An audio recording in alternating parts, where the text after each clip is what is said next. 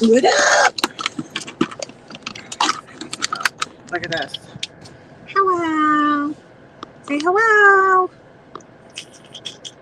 Come here. Come here, baby. Dude, usually when I'm driving, well, he sleeps, but he's kind of he's outgrowing the front seat. Just a little bit. Just a little bit. Just a little bit. Aw. No, don't you like my Starbucks? I got Starbucks.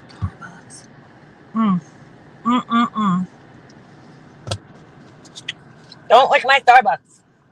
Get out. Probably the worst thing to drink because it's probably like 900 calories, but I don't give a shit. I didn't eat anything today, so that's my breakfast and my lunch. Hey, Hummingbird. Hummingbird in his house. Hummingbird. All right, hold on. I'm going to turn my camera off until I get back to my house. I'm driving right now. I just wanted to get this Starbucks. I was going to drink another coffee, and I was like, oh, hell no. I need something cold because it is 91 degrees out right now. All right. So let me turn this off while I'm driving, just so I can focus. All right. So how is everybody today? Good morning, everybody. I will say hi individually to everybody when I get home. I'm right around the corner from my house. I was just like, dude, I need Starbucks. It's so good. I can't stop drinking these. I just can't. I get the mocha frappuccino frozen. Oh, it's so good. It's so good. $6 though, bro, for the big one. Stop licking it, you weirdo. $6 for the fucking big one. The venti. I always forget the sizes. I like walk in there and I every time I order, which I don't order at the counter, like pretty much ever. That's why I like Starbucks. They got the app. You like plug in what you want and you just go pick that shit up. And the best part is, yeah, you can pretty much use it anywhere. But even at like some of the Targets, it's awesome. But the one thing that sucks is they changed. Like you used to be able to put extra ice in your drink, and now for some reason they don't have that option anymore. I don't know why. Dude, I like fucking have so many problems with so many like online ordering things. Like Panera sucks balls. Okay, they will tell you sometimes that they're out of like certain things, but then you go to the store and they have it. It makes no sense. And I asked them why they do that, and they're like, oh well, because we try to save all the whatever, like the bread. Sometimes they say they're out of the bread, but they're not really out of it. Or sometimes they'll say the mac and cheese, but they're not really out of it. And their logic makes no sense because they're like, oh well, we try to save it, because we only have a limited amount for like, the people that are eating here. And I'm thinking, so like, what's the difference though? Like, I'm still buying the food. In fact, here's my other fucking gripe with Panera. When you order on their app, it's actually more money. And now they added this stupid tip thing. In case you guys can't tell, I eat a lot of Panera, but it's just fucking bullshit. Hey, good morning, Doodle. So, but anyway, yeah. So, it's kind of bullshit. Hey, dolls. Hey, Linky. I'm at a red light. Okay, now I gotta drive. Putting you guys down. I'll be home in like 2 seconds. Dude, I fucking love this drink, though. It is good. It is nice and cold. Dude, I mean, it's 91 degrees today. I don't know about you guys, but I'm fucking over this shit. I'm a fall girl. I love the fall. I like wearing me some boots, some fucking sweatshirts, like a hoodie, and just like covering. I don't know. I feel like naked in the summer. I hate that feeling of walking around and you're like always worried if your ass cheeks are hanging out and shit. I like wearing pants. I totally prefer wearing pants over shorts. I'm not really into shorts, but I mean, today, on a day like today, yeah, you ain't got no choice. You'll die if you wear pants. You will die. Ninja Orchid, did I tell you what happened to my fucking orchid? I'm so upset about this. So I showed you that orchid that's had sprouted another like little stem, but it already had a couple of blooms on it. Well, little poop head over here, Ovi, was chewing on, I don't know, he got like somebody's sweatshirt, right? So I grabbed the sweatshirt out of his mouth and I go to throw it on my couch because my couch is like all my plants are on my windowsill behind my couch. Well, sure enough, the sweatshirt hits the stem, the old stem that had the 2 blooms on it already, knocks them off. And I was so mad at myself. I was like, no. And then I was thinking of pressing them, the flowers, but I forgot. So I'm so mad. I'm so mad about it. Because like that would have been the first time in years that I had 2 stems on one orchid with blooms on them, and I ruined it. Totally ruined it. Now I don't know what to do. I don't know if I should just cut the remainder of the stem that's on there. I don't know. I don't know, girl. I need your advice. I knocked the blooms and the stem piece off, but that stem had already, that was the one. There was one stem that grew 2 other stems from it.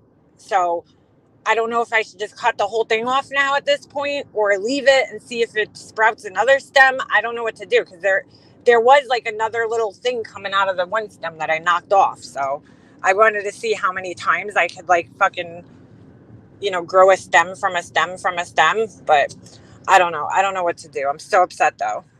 I'm so upset. All right. I'm almost home. I'm literally around the block from my house, so I can't see the comments because obviously I'm driving, and that's more important than reading comments, but I'll be able to see your comments. Dude, this shit blows my mind. Okay, there's this house over here.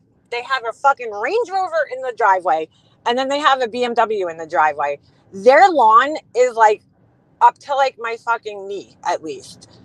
And I'm like I don't get that. Why do you have these beautiful cars, but then your house looks like shit?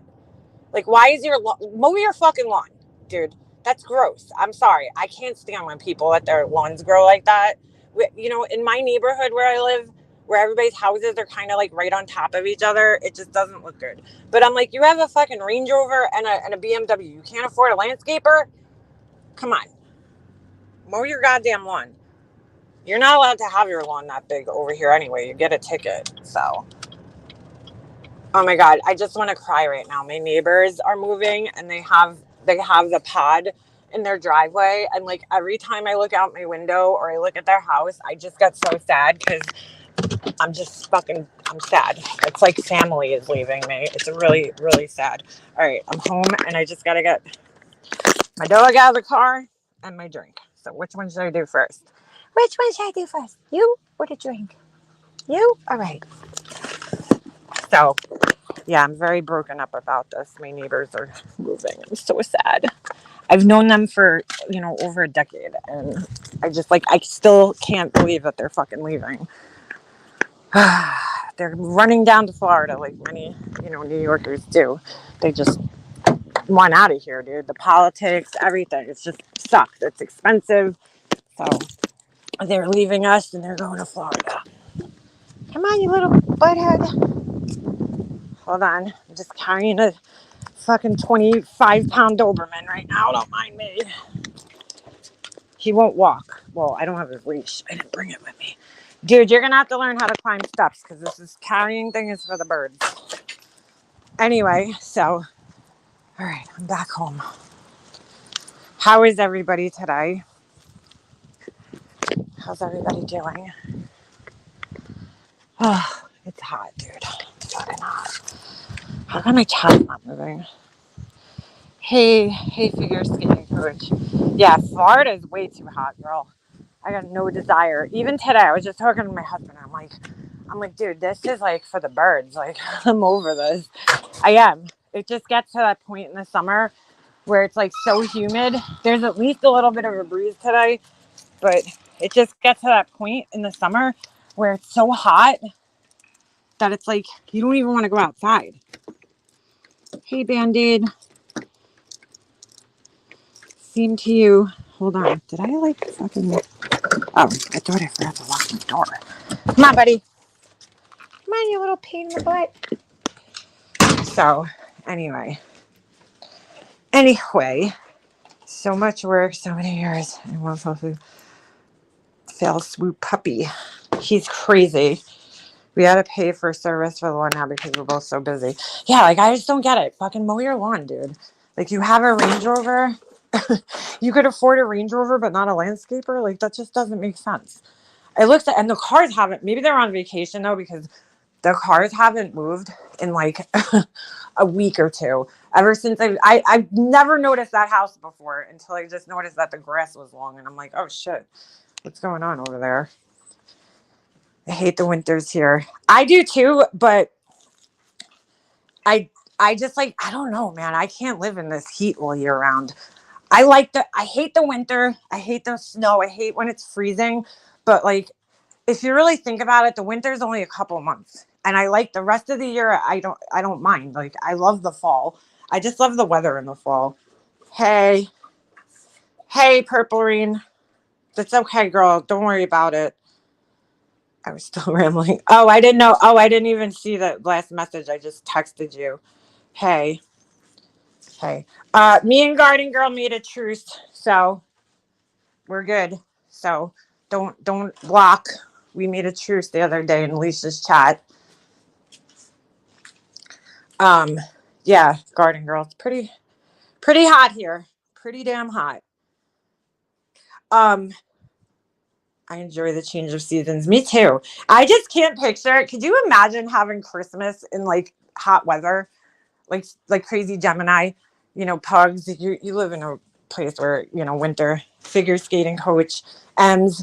Like, I can't imagine Christmas with palm trees. I don't know. And I shouldn't revolve my whole life around that, but I just can't imagine it. It's 102 there. Oh shit. See, like I couldn't do that. That's like, dude, oh my God. I don't know how people do it. I went down south. I have family down south, and I went down south, and it was like probably May, and it was like so fucking hot. No, I think we went in July one time too. And, dude, it was so hot down there. I was like, how do people live like this?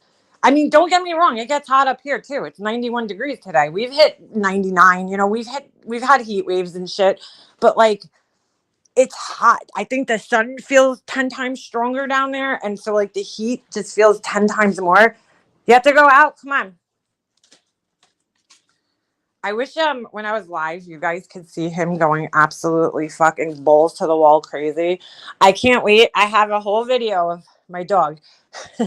So every time I see him with something that he's not supposed to have, what are you doing? No, I knew you had to go out. I knew it. Get over here. Come on. Outside. Go pee-pee's outside. You little son of a big. Come on. Come on, buddy. Out. Out. Dude, you can't. You gotta move. Go. Outside. Anyway, so every time I see him, if I have my phone in my hand, I'll like hit record real quick. So I want to put together like a long video of him with shit that he's not supposed to have. Cause like, I don't know why, maybe I'm alone in this, but I just find it really funny when dogs are running around with shit that they're not supposed to have. And like, he grabs the weirdest shit, like shoes. That's pretty normal though, but he'll grab like a marker. He'll have like all sorts of crazy shit. So I'm gonna make a compilation video one day with all him running away from me with shit in his mouth that he's not supposed to have. I have like probably like 20 or 30 videos already of him just running around the house with shit that he's not supposed to have. Oh, all right. Hold on a second. Let me just scroll up here for a second. As much as I hate the snow, I want it for Christmas. Thank you. I'm a bird, a figure skating coach. Yeah. Got this week's been rough.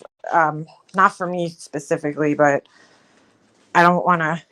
All right. I see she wrote it in the chat. Yeah. If you guys could all just, I didn't want to put that out there, for everybody to see, unless it was okay, because that's not my place to ever say anything like this. But Purple Rain lost her mom this week, unfortunately, so I would really appreciate if everybody sent some love her way. I'm like devastated for her right now, and like when it's things like this that happen that just really puts everything back into like perspective sometimes, like how, first of all, how short life is, but also how valuable time is.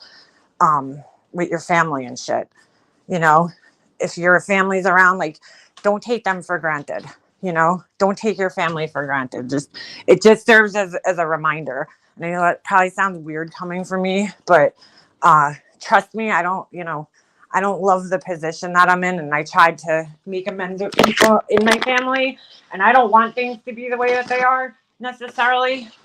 I do with some people, but other people I don't, you know, and I know I'm gonna have to deal with that one day, you know, with certain people in my family. Should God forbid anything happen to anybody, you know, I'm gonna have to deal with the um, feelings of, you know, okay, I didn't talk to this person for X amount of time, and why? I'm not saying that happened to Purple Rain. She was close with her mother. I'm just saying, you know, to people out there who are dealing with that, you know, just don't take people for granted. That's all. That's all. It's been a rough week. I found out about two friends that lost their moms this week, and it's just like, it's crazy. Just this week, you know, and I'm like, since I've been through it, I hate knowing that somebody else has to go through it. You know, I hate knowing that somebody else, like, I don't, that's one of those things that you just don't want to have in common with people. You know, I know eventually, if life works the way that, you know, it technically should, right? We're all going to lose our parents at some point in our time. And we all know that. We all kind of, I think we all have that in the back of our head. But it's just like, you can never prepare yourself for it, dude. You just can't. And the pain of it is just so deep and so um, fucked up and weird and just confusing and scary. It's really hard to wrap your head around it. Yeah. So I was just, you know, talking to her. We were chatting back and forth because, like, I told her if I could help anybody, you know, get through that feeling, especially in those first initial, like, days where it's just like your brain is just going a million miles an hour, you know? And to lose somebody suddenly is just, I can't even imagine what that's like. We talked about my mom and how we miss her. Lanky, I think about my mom all the time, dude. Like, you know, I was just telling Purple Rain, like, recently, this past winter, just like stupid things, you know, that really like make you realize, like, I was at one of my son's hockey games, and this was back while we had masks on still, and I walked past this girl, and I kind of made eye contact with her, you know, and I looked at her eyes, and I was like, no way. I'm like, is that who I think it is? You know, I haven't seen this person in probably 20 years, almost 20 years, you know? But I'm like, you know, when you know somebody's eyes, like, you just know them. And I'm like, holy shit. It was my brother's ex-girlfriend, like, from years ago when he was in college. He was dating this girl. And I was like, what the fuck? What the fuck is she doing here? Then I come to find out that her son actually was on my son's team. And I was like, what is the fucking chances of this? Like, if you knew this girl, I would never think she'd be at a hockey anything, because she was like really like anti-sports, and I don't know, you know, she used to dress really weird. Not bad, you know, she just had like a very she was one of those girls that dressed in like thrifted clothes, you know, very eclectic, very vintagey looking, you know. She had like this kind of cool vintage style. It was a cool style. It wasn't a bad style, you know, it was just a different style. And I like, she was not into sports, you know, and it's just crazy. Like, you know, you see this girl at in a place where you just would never expect to see her. And I was like, holy shit. And like the first thing when I saw her was like, oh my God, I gotta call my mom and tell her. Like, holy shit, I just saw her here. And then sure enough, you know, she's not there. I can't call her. And I'm like, fuck. You know, and it's just like those little reminders like that just fuck you up. Thought I saw my brother at a restaurant the other day. It freaked me out, but I was confused at the same time. My brother died 2 years ago. Melanie, I've seen my daddy. Melanie, I've done that so many times. I can't tell you like how many times I've actually, like, there was one time I saw this woman And I sent a picture, to my husband. I'm like, yo, from the back, it looked just like my mom, dude, like her hair. And I was like, what the fuck? Like, that happens to me all the time, all the time. I'll see her in like places. My dad, when I see like people like my dad, it's really, really freaky because like my dad was definitely unique looking. He was tall, he was 6'3", and he had a very specific hair. My dad basically had the Polly Walnuts hair, dude. My dad had the fucking Polly Walnuts hair from The Sopranos. That was my dad's exact hairstyle. So when I see like older men walking around with that hairstyle, and I'm like, oh my God, that looks like my dad, dude. It's crazy. But yeah, I'm petrified of the moment that it actually hits me. I could talk about it all day, but she's still in Virginia. I'm coming home. I can't believe it happened when she was 3,000 miles away. You know what? I don't think it's going to hit you like that. It might, but for me, it took more of like a gradual. I think also the difference was probably because I was sitting right next to her when she took her last breath, And so I kind of like it happened right in front of me. So I couldn't deny it's happening. But I do know how you feel because like my friend George, when he died, he was away. He was on vacation. And I just totally fucking had like it. I couldn't accept it for a long time. I almost like thought he was faking his death. Like, I don't know, dude. It was, I couldn't accept it, because I didn't see it with my own eyes. It was hard. It was a lot harder to accept it. Well, let me tell you something, man. Your mind will never play bigger tricks on you, than while you're going through that. Like, your mind just plays all sorts of crazy fucking games with you. And it's just so confusing. So, like I said, if I can help anybody, like, get through this, because I had people there, thank God, that helped me get through it, I'll be there. I thought that yesterday. I tried to convince myself. Yeah, that's the bargaining, dude, that you do it yourself.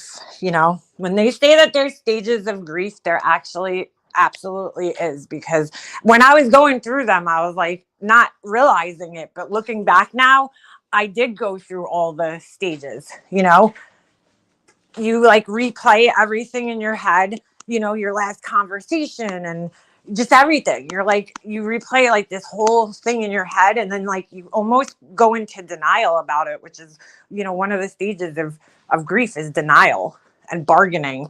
So, and sometimes you go through them, maybe not in a specific order. You knew George, right? Ditterbug? Yeah, that was my boy.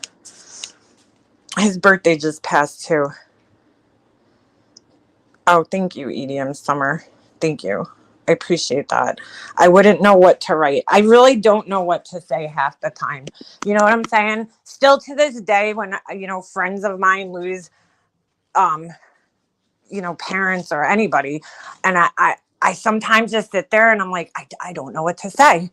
And I think a lot of people get stuck like that. They're like, I don't know what to say. Just know that there really is nothing you can say besides just letting the person know that you're there. I think that's the most important thing, is just being there for somebody, not necessarily having, words, because really at the end of the day, nobody's words are going to fix, the way you're feeling. It's just helping them, get through the time and letting them know that you're there and you understand. I mean, that's the most you could do for somebody. So sometimes I don't know. Of course, I knew Big George. Carrie loved him too. Everybody loved Big George, dude. He was he was one of a kind. But I really don't, though. I really don't know what to say all the time. Like, sometimes I just get stuck, and I'm like when Purple Rain, I was in Walmart and I missed her message because, like, I looked down, I had all these you know how you get the text messages from like stores? So I had like all these different text messages, and I'm scrolling down, and all of a sudden I saw it, and I'm like, what the, I missed this. What the fuck? And I looked at the time, and I'm like, oh, what is this? So I listen, and I'm in Walmart and I'm like fucking crying in Walmart because I just couldn't believe I never met her mom or her. It's just we've been friends for what, 3 or 4 years now. We've talked about, our lives, our moms, our everything. We've talked about all these things. And uh, just my heart's broken. Yes, the shoe store. I used to hang out there all the time. Mm. Mm-hmm. Yeah, crazy Gemini. That's the one thing. And when people used to tell me that, I used to be like, yeah, okay, this is never going to get better. I'm never going to feel better. I was just telling her this, you really feel so stuck, right? Especially at first, because you just kind of go numb and then you feel so stuck and you're like, this is never going to fucking get better, dude. Like, I'm going to be stuck feeling like this for the rest of my life. And I don't even know. Then like time passes and you still feel like that. And you're like, I don't know if I'm ever going to feel normal again. And that is so scary. I've talked about this before on here. Like, it's a really fucking scary feeling because you feel like you're going to be stuck in this cycle, in this like sad, just crushing feeling, forever. Like, you really feel like it's never going to fucking go away. And, it does, as time goes on. It doesn't obviously fully go away ever, but it goes away to the point where you can tolerate it and you can live again. It just takes time for that to happen, and like you try to find, I know I did, and I think other people do this. I don't know if other people did this, but you really like, I didn't know. I like, as crazy as it sounds, I didn't know what was wrong with me. Like, I really thought something was wrong with me during that time.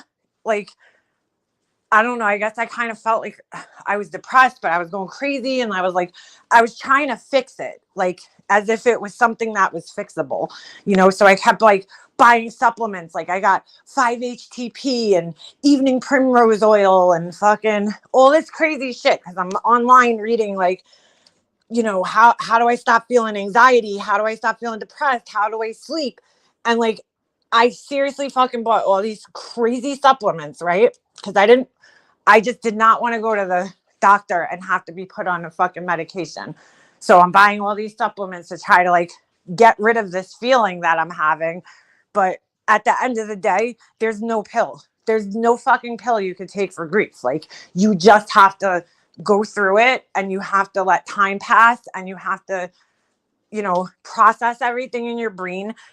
And the best thing I could say to anybody is to just keep your hands busy, as hard as it is, like push yourself to do something, whatever it is, whether it's just taking a walk or making something or writing or whatever, just keep your hands busy, keep your mind busy, more importantly, because that's definitely going to help that feeling not be there as much. It's hard though. Some days you feel like you can't even get out of bed and you can't move, but and talk about it. That's another important thing. I think what happens, and like, I think everybody experiences this. For me, I know, like, when my mom first passed away, everybody's there for you, right? Everybody's calling you, everybody's checking up on you for like the first couple of days. And then all of a sudden you have the wake, right? You have all this shit. And then it's like, kind of like everybody disappears. And I don't think it's because like people don't care. I think it's because, people start feeling like, oh, I don't want to bring it up. I don't want to upset this person. And like, that's a big mistake that a lot of people make, myself included. You're like, oh, I don't want to upset this person. Like, I don't want to bring it up. So I'm just going to leave them alone. Like, you assume in your head that they're going through something, which they are, but like, you assume that they're going through something that's, they don't want to be bothered for some reason, and I think that we've all done it. And, um, that's not the case. You should definitely check up on people, without, are grieving, that you care about always, regardless of what they're going through, because I never minded talking about it. And in fact, it always felt better for me to talk about it, So, I needed to talk about it. I needed to process it. Like just making even those videos just really helped me get everything out and like fucking understand it in a sense and go through it. Mhm. Yeah, don't let anybody push you either and rush you. That's all right, Purple Rain. Nobody's expecting you to get out of bed. You know what I'm saying? That's the thing that we do to ourselves. We're like, oh my God, I didn't move today. I didn't do this. But you know what? Nobody's expecting like anything. I know I personally know when I was, we talked about this yesterday. Like I if I see somebody just say on Facebook and they're, posted about their loved one passing, I would just leave a message and I don't expect them to ever even write back to me. I just like want them to know that I see them and I acknowledge them. And then that's it. You know, I don't have any expectations of people. And like we put those expectations on ourselves. We're like, oh, I didn't do this and I didn't do that. And I remember I used to tell my husband, I'd be like, oh my God, I didn't do this. And he's like, Leanna, it's okay. Like you're going to live. Like it's going to be okay. So what? Just do it another day. And I'm like, oh, yeah. Like he would like bring me back down to like, why are you putting so much pressure on yourself? Like, don't worry about it. You can get it done still. It's all right. You're going to be okay.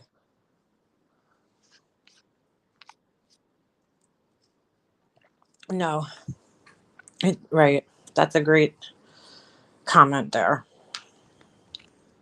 So, close and text stop. People go home and you're left by yourself. Yeah, to think, to be in your own head. Yeah.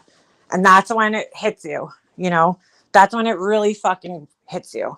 When that's all over. Because I think when somebody passes away, you go through like that initial, like, it's almost like, I know this sounds weird, but it's almost like a high in a sense. Because like all your senses are heightened. You know what I'm saying?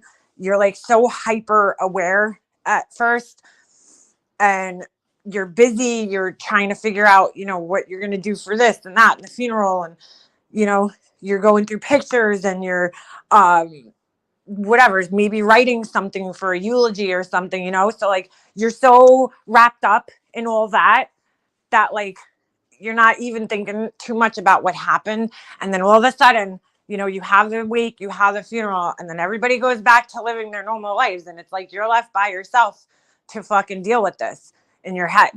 And like, you can't turn your brain off. I think that was like one of the things that really just disturbed me. That was like, why can't I turn my fucking brain off, dude?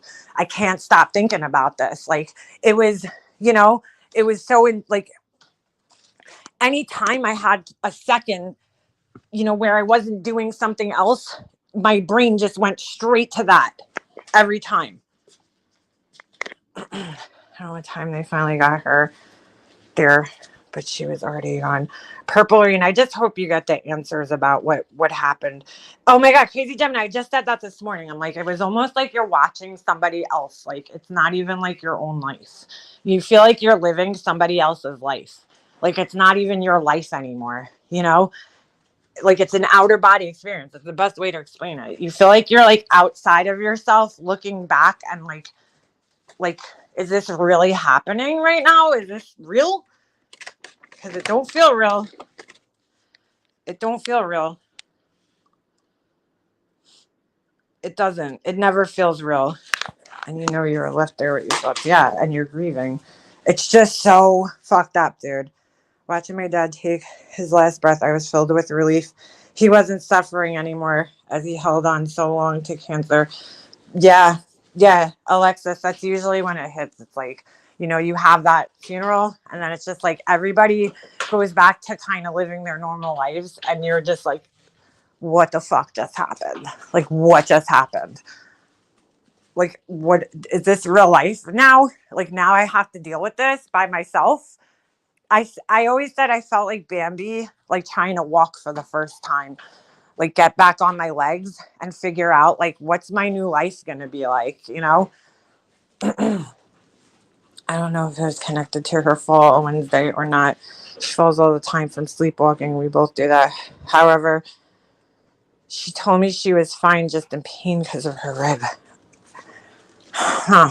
I don't know, Purple Rain. I don't want to I don't want to speculate on here, because people are assholes, but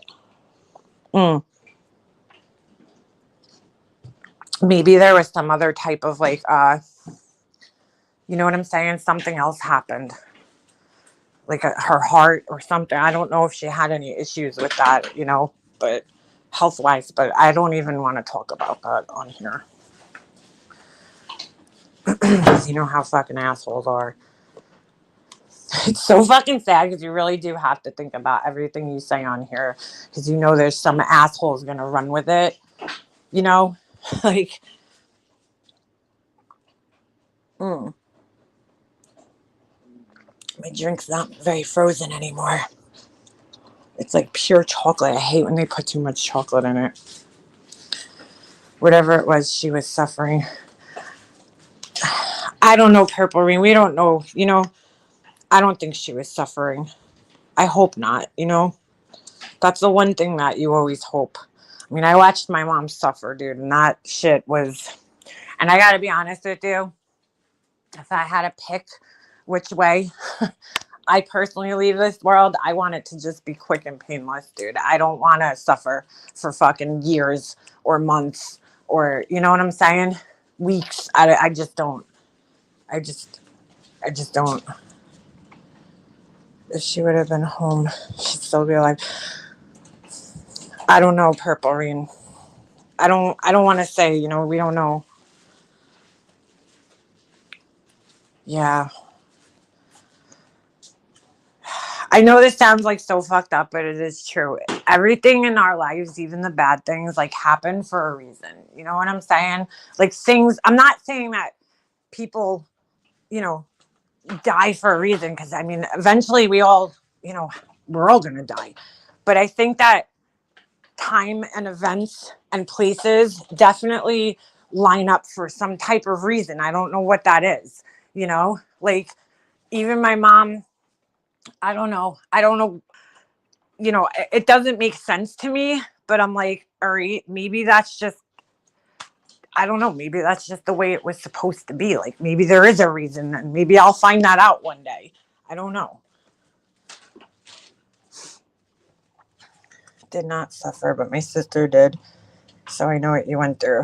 Yeah, it's really hard to watch somebody suffer like that. She was, because she waited for hours for my aunt to show up. She was stubborn. She wouldn't call EMS, I'm sure. Oh, shit. Yeah. Oh, God. Yeah, you don't want to. Don't even. I know this like probably doesn't comfort much because it's like we're still here. But at least now she's not suffering. You know what I'm saying? Like she's not suffering right now where she is. Like she's in such an amazing, happy, place that we just don't even know. We don't know here, but they're in such a different place than us where none of that shit, there's no pain, there's no anxiety, there's nothing, there's no suffering, it's just pure, happiness and bliss.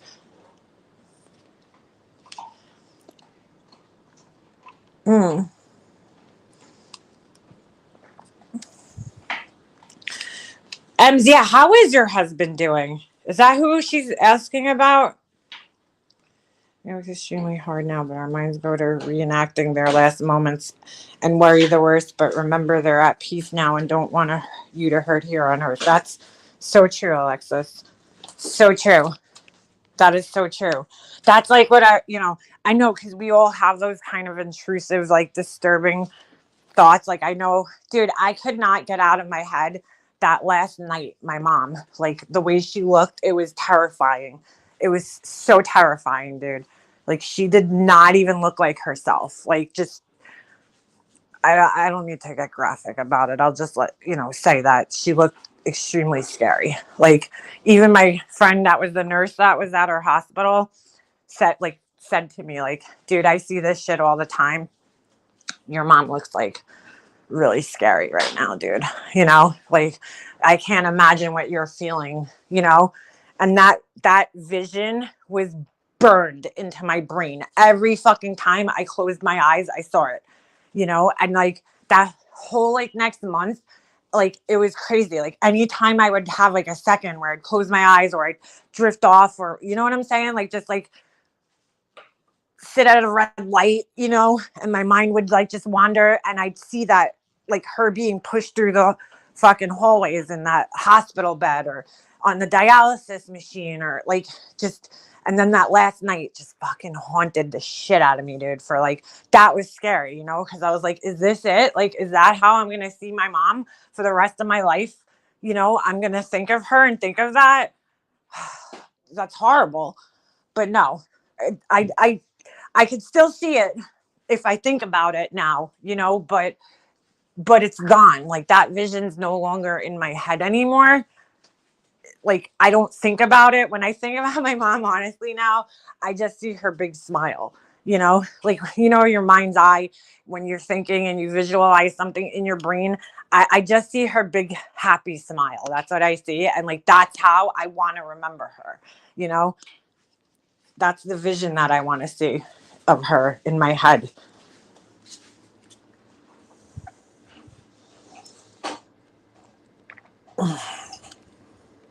And but you sit there and wonder, like, what did they go through? What were they thinking? Like I go through that with my friend, when he passed away, I was like, oh my God, was he thinking I'm mad at him? But then I'm like, Leanna, stop being like so fucking narcissistic, like in a sense, because like what makes you even think he was thinking about you, while he's dying? But it's rough, dude. It's rough. Playing catch up prayers at Purple Rain. Thank you, Pink. I never went into my mom's room after I walked in and walked right back out. My dad looked so at peace, not my mom. No, my mom, when she finally passed, she looked at peace, but that night before, dude, no.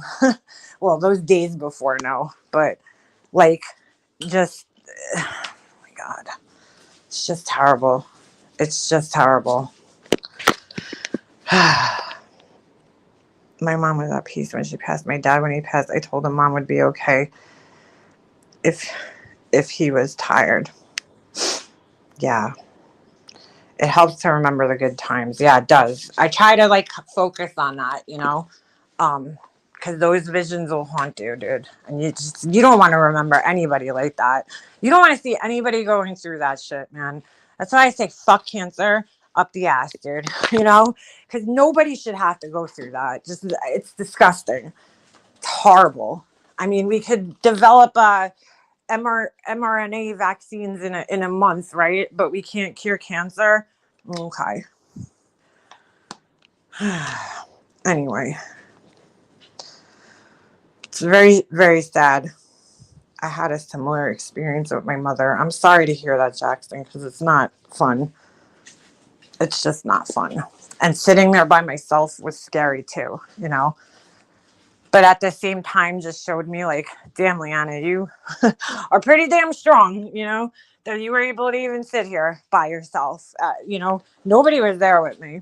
I mean, my friend was, but, she was working, so she would come in and check on me, but it was me by myself, and it was scary.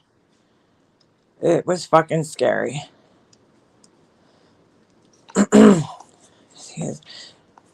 He's always with you in your heart. Yeah. I talk to my dad like he's still here. It helps. I know, Alexis. I do the same thing. I do. And I still get signs from my mom when I need them. You know what I'm saying? When she first passed away, I felt like I was like, where is she? Like, she's not here, Then I started slowly getting like signs. And maybe they weren't signs, but to me they were. And they brought me comfort, just this weird shit that would happen that I just couldn't explain in any other way except for my mom being there and helping me, like divine intervention. Even through my whole battle with my brother after she passed away, like there was things I found out and things that happened during that time that just cannot fucking be explained in any other way except for my mom fucking helped me through that, dude. Like, she helped me find things that I probably shouldn't have seen. She helped me get a lot of answers that I never would have known, there's no other way to explain it except for that she somehow put those answers in my face. Like whether it was like some kind of accident happening, me stumbling upon something accidentally and then finding something out, like I truly feel like that's how it happened. Like she was the one who was giving me all these clues, these signs. And let me tell you, those little signs, as crazy as they are, like down to, I remember, I think it was a night after her week. I came home and there was a mourning dove, and we always used to have mourning doves at our house. There, I know probably everybody does, right? Because it's a pretty common bird. But there was this pair of mourning doves that used to just hang out in my pool all the time, and every morning you'd hear them. And me and my mom, my dad, we would sit there and watch them just kind of walk down into the pool cover. I don't know why, and you'd hear them every morning. So I came home from her week, and it was like, I don't know, it had to be like 9:30, 10 o'clock at night. And I walk up on my porch, and all of a sudden this fucking mourning dove flies out. And I knew it was a mourning dove because I don't know if you know, but when mourning doves fly, their wings make this whistling kind of noise. It's like this weird, I don't know, it's like this weird whistle noise. And I didn't know it was their wings. I just found that out recently, actually. But I always thought they just made noise, when they were flying away, like they were singing through their mouths. But no, it's actually their wings that make the noise. And this fucking mourning dove comes flying out of my porch at me. And I was like, what the fuck? Like, first of all, like, why is this thing out at night? But it was sitting on my porch. And it was just weird because, like, morning, it's morning, mourning, morning. And I was mourning. And it was just really weird. So, like, little things like that, Yeah. Pink. Yeah. I am stronger than I think. I think everybody is, I think we all, dude, I used to seriously tell myself, like, I'm not going to, like, when my mom's gone, that's it. I'm done. My life's over. Like, I'm not going to be able to survive, and maybe I wouldn't, I don't know. Maybe there, maybe it depends on the circumstances of my life, but I have too much to live for. I have my son, my husband, like, but I really felt that way. I felt like it was such a fear of mine ever since I was a kid because my mom, her kidneys failed and she was sick for so long. And it was like a huge fear of mine losing her. But I got through it, dude. Like, and I can't believe I did, but I did. I got through it, and I'm still getting through it. Well, I was talking to my stepdad yesterday. A hummingbird showed up in front of my window and just sat there. See, purple rain. Yeah, that's the kind of signs. Like, all right, my mom was like terrified of raccoons. Okay, this is like so weird. I don't know if I put this in my video. I forgot, but she had these raccoons in her backyard and she was like terrified of them for some reason. All of a sudden, right? This was the weirdest thing. I was at her house one night and it was right about the time where I think we're just starting to settle her estate. And so I was finally able to like go into her house and start, packing things up and taking things or whatever. And I go to her house and there's these 3 baby raccoons at the back door, pawing at the back door like they were like dogs or something. It was fucking weird. Because in all the years that like she had this raccoon in her yard, she got it trapped, and it was just so, I don't know, for some reason to me it was symbolic of like me, my mom, and my brother, like a family. You know what I'm saying? And the fact that they were like at the back door so friendly, it was just like, what the fuck? Like, it was so weird that these raccoons were like coming to the back door, like totally calm, just kind of trying to get into the house almost, but in a calm way. I have pictures of them somewhere. And I was like, this is so fucking weird, dude. This is so weird. And I went home and I looked up like what's the symbolism of raccoons, And I read about it, and whatever it was at the time, I don't remember now, like it totally fit into like what was going on right at that time, like with everything. And it was, it's like things like that I feel like I don't know, maybe it's not a sign, but to me it felt like it was. You just have to like stay in tune to those things and they will come through. Like when I see certain animals again and again and again, I just feel like that there's a reason for it. And sometimes you have to interpret the messages like that you get.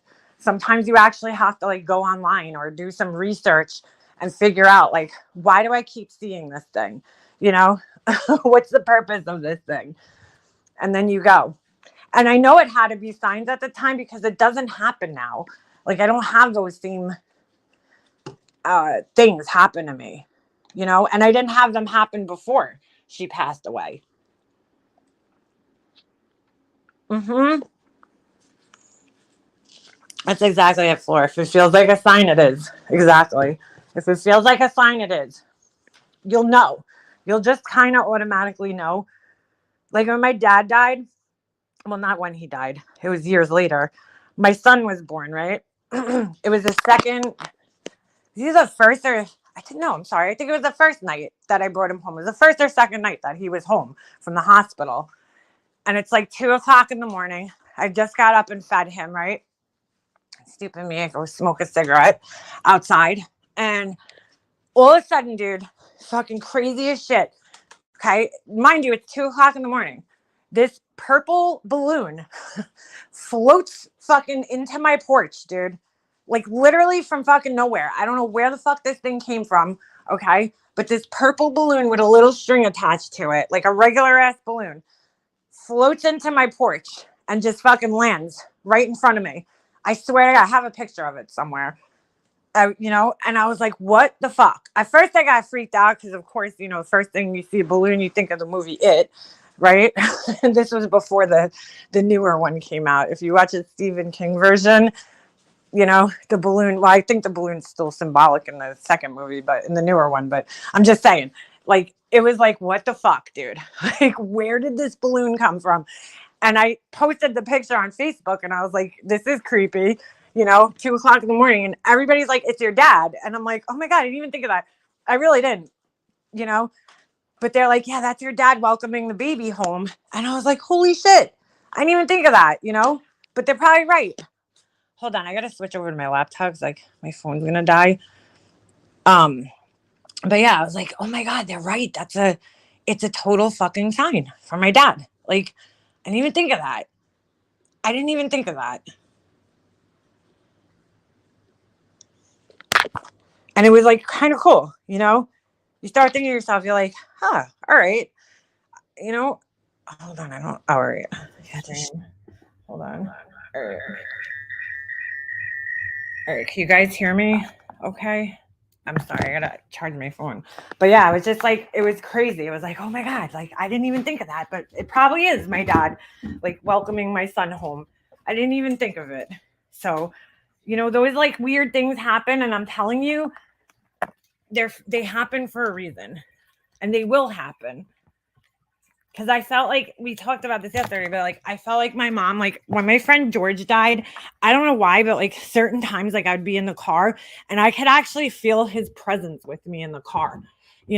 But like my mom, I never felt that. I don't know why. And it's so weird because we were so connected in real life. And I'm like, maybe it's because like I was already so connected with her in real life that like her presence is always around me and I'm just kind of used to it. I don't know. But I didn't feel that same uh feeling. I can't really explain it. If you've ever felt a presence with you, then you'll understand what it's like to not feel one with you. But I haven't had any, visitation dreams or anything. My dad, I had really intense ones, dude. Really intense. But again, I wasn't as connected with my dad, in real life. Like we obviously I was, we lived together. But we had a little bit of a strained relationship through the years, but I definitely felt like it helped me. I made peace with him when he passed away. And I don't know, the whole process of my dad dying really changed the way I looked at him in a more positive way, as weird as that sounds. just because of the way he handled everything and dealt with everything. It was like I was just amazed, by him. Like, and he showed me in the last year of his life what a real man is. Like, not that he didn't before that, but I'm just saying, like, it made me really realize that my dad was flawed and he had his drinking problems, but he was also um like a man. You know what I'm saying? Like a man's man. Like he always did the right thing, I guess, by people. And he did care. Even though it sometimes seemed like he didn't care, he did care, and he always at the end took care of us, and it just changed something in me. But having that dream, like I felt his presence in my dream. It was different. Just like I had a dream before he died with my grandfather in it, and that was the same thing. It was, I smelled him. You know what I'm saying? It wasn't just a dream with somebody in it. It was, I actually felt them being there. It was real, like in my dream. I can't explain it. It's very hard to explain. But my mom still, here I am 5 years later, and I haven't had one of those dreams. And I'm like, what the fuck, And then like I'll like question myself, like, is she mad at me or something? Like, what's going on? But she's not. She's not mad at me, because where she is right now, none of this shit matters. It's like that's me. But I'm like, why isn't she come and visit me? I don't know. Maybe because we were so connected in my life, right? In real life. Maybe she is helping, knowing my mom, right? Knowing my mom and the way she was in life, she would be helping the people who haven't made peace. You know what I'm saying? She'd be out there helping the other people, like, and spending time with them, knowing that I'm okay. Without her right now, maybe there's other people out there that aren't okay without her. But she knows I'm okay. She knows that I know she's still here. So maybe that's why. I'm tired. I want to know every detail that has been bothering me. So that night I had that dream. Hold on, I gotta go. Let me read Lacey's thing. I love hearing other people's stories about this. I had a dream. The night after my best friend passed in a car. Oh my God. She was 15 and I was 14. I literally saw the whole thing in my head, how it happened. Oh my God, girl. I felt Snoop's presence in the back seat. Oh, Purple Rain, did I tell you? I know I told Hummingbird about this. Snoop fucking walked through my house, dude, when he passed away. Not Purple Rain had her own Snoop. We both had dogs named Snoop. My Snoop, obviously. Dude, the plant fucking moved. Like literally, it was like a few days after he passed. And I was sitting at my kitchen table, and there's this fucking weird plant. I think I told you guys about this plant. It's a plant from my mom's house that like rose from the dead, literally, right? And I still have it. It's the ugliest plant in the world. It doesn't even look like a fucking plant, but all of a sudden, I'm sitting at my kitchen table. I was eating something, and this part of the plant, just Snoop used to walk by it all the time and hit into it, and it would kind of wiggle back and forth, the plant. And it just started doing that while I was sitting here. I mean, it was the fucking craziest thing. Anyway, Lacey, that's so you think, hold on. I believe you, girl, that you saw that. So you think that in your head, the CD falling, her trying to grab it, you think that that's what happened. Wow. It was really strange. My mom decided what we would show up as if either one of us passed. We decided a monarch butterfly last night while hate watching someone I started who fall. Hold on, I think she's still writing. Purple Rain, that's really crazy because like yesterday a monarch butterfly flew past my front window and my mom loved those. And my husband, we saw it because I got a new bird feeder, and a bird finally landed. The birds were all confused because they were like, wait a second, this isn't the feeder that we're used to eating off of, So finally a bird lands on it and figures it out, and it's like trying to eat. And this butterfly comes by and like scared the bird away. and it was a monarch butterfly. And my husband's like, oh, those are going extinct. And I'm like, what? I was like, no, they're not. And he's like, yeah. He's like, I just saw it on the news today. And I'm like, no, you didn't. And he's like, dude, I saw it on the news today. And I'm like, monarch butterflies, because I'm thinking those are like the most common type as far as I know, or at least I thought. And yeah, I just thought it was weird that I saw one. My ex had a major accident when he was 22 and almost died. He was ejected from the car and had to be airlifted. His dad had a dream about it before he left on his road trip and begged him not to go. You know what's so crazy, Ems? Like, I truly believe that kind of shit happens. I told you guys about my friend George. Like, he, in like the months before he left on his trip and passed away, he kept like saying he's gonna die, he's not gonna make it. And I'm like, yo, what the fuck are you talking about? Because like, he wasn't a guy who was scared of flying or traveling, because he did it all the time. So I was like, what the fuck is he talking about? And when after he died, I was like, holy shit, he fucking knew it. Like, and they say that people know sometimes. Like Biggie knew he was gonna die. I mean, shit, listen to his last album. Well, listen to both his albums. He talks about it all the time. I mean, totally predicted it. Funny because he made a song called "You're Nobody Till Somebody Kills You," and he was killed. It's crazy. I know there's conspiracies about that, but so I totally believe in that shit. In fact, my mom, when she got her diagnosis, the first thing she said to me was, I'm going to die. That was her first words to me when she told me. And I was like, no, you're not. I accidentally predicted my friend's near. You know what's crazy though? My friend George and my dad, both, and my ex-boyfriend, I had thoughts for some reason. These visions would pop into my head of me being at like their funerals. And then I would be like, Leanna, stop thinking like that. I don't know if I knew. I always knew my dad was going to die young. Like, I don't know if it was because his family history, all the men in his family died young. So, you know, that could have played a role into it. But I don't know. I just knew. That's all right, beefers.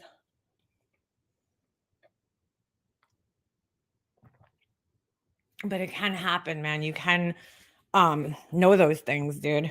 As weird as it is. I was waiting to get that call from my ex-boyfriend about my ex-boyfriend. I was like, I know I'm getting this call one day. I was waiting for it. And I didn't even know that he was using, I thought he was just like, to be quite honest with you, I didn't know he was using, like, he died from a heroin overdose. I had no fucking idea, nor did I ever think he would use that shit, but he was using other drugs and I knew.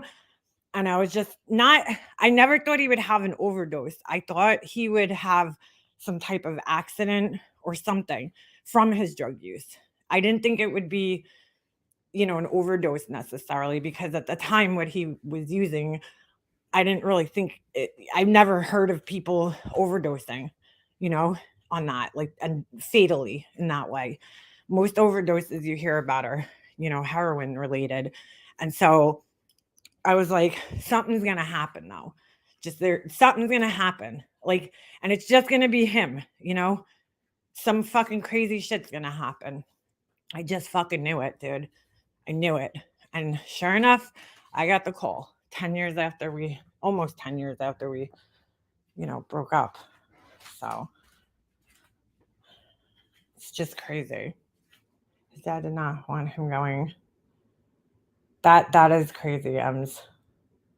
Even they say Shanann Watts, her mom, supposedly like woke up in the middle of the night when she was, you know, killed, and like felt something, knew something wasn't right. Mm. And I believe that shit, dude. The night of my mom's funeral, my family was at my sister's house. It was 8 p.m. and my aunt and I heard a knock at the door. We both said at the same time, who would be here now? No one was here. Whoa, dude. That is crazy, girl. That was your mom. Absolutely. Absolutely. My mom's funeral, well, the night of her funeral, fucking crazy, right? The second day of her funeral, we all go back to her house. My brother and his wife didn't come. right? In between the services. Because you know how they do like the one viewing in the morning and then the one in the afternoon. And we're at the house and all of a sudden her lights start flickering. All the lights in the fucking kitchen start flickering like crazy. Everybody stops. Everybody's eating and they just stop like, and they're like, what the fuck? Everybody, the whole house got quiet. And we're like, my uncle's like, what the fuck? Like, what the fuck? And then, you know, somebody's like, oh, hi, Carol. Like, and it was just like, it was weird, right? We go back to the funeral home, right? The night's winding down at like towards the end. The lights in the fucking funeral home start flickering. And the same thing.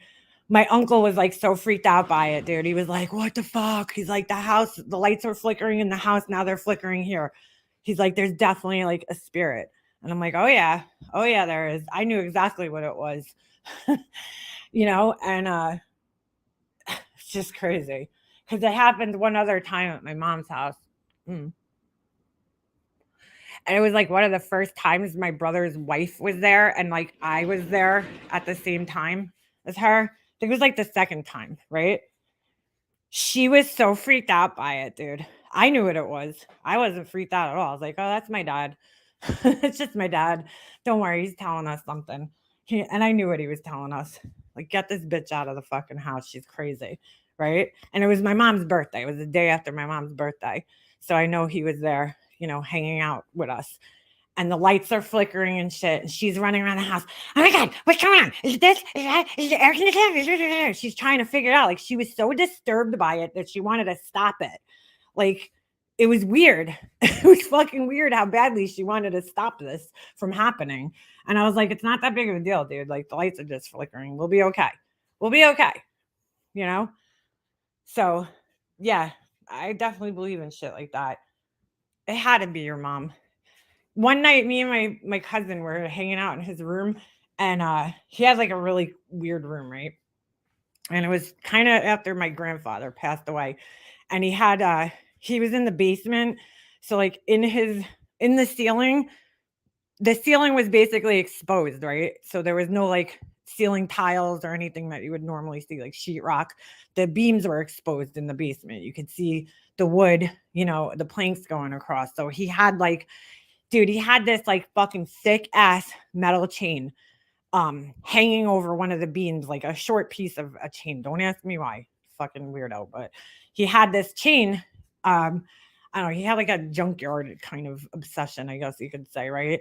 He used to steal like license plates and fucking emblems and street signs and shit. So the chain just went with the whole aesthetic, I guess, you know. But he had it hanging over this rafter, right? The beam or whatever downstairs. So me and him we used to, I don't know why, we would like drink beers and we'd fucking making this like karaoke show where we were like talking shit like we were two radio hosts or something. I don't even remember. Dude, at the same exact time, right? He's about to put in like a tape, like to, you know, make music, something. And all of a sudden, at the same exact, he gets up, okay? And at the same exact time, we hear the chain clink and we both look up at it. And out of fucking nowhere, nobody else is home. It was just me and him in the house, and the dog was upstairs. Nobody else was home. The chain started moving and clinking into each other. It was fucking crazy, dude. And we both look at each other. My heart was pounding, and his was too. He was like, dude, did you just see that? And I'm like, yeah, I saw that. And he's like, what the fuck? And I'm like, I don't know, dude. I'm like, but they were moving. They were just swinging. Like, it started swinging out of nowhere. So he like runs upstairs, and I'm like, dude, don't leave me down here by myself with this thing. Like, whatever's down here. And he's jumping on the floor as hard as he can from upstairs, trying to make the chains move, because we thought maybe the dog laid down and it moved the chains, but nope. He was jumping like as hard as he can in the house to try to make these chains move, and nothing was making them move. I don't know what the fuck it was. We both think it was our grandfather or some type of spirit, you know, in the house. But it was scary. Scary shit. At my sister's funeral, we had a funeral crash at the family brunch. We all who is this me? What? Are you serious? Somebody just came to the funeral you didn't know? I always hear my little girl, aw, Angel.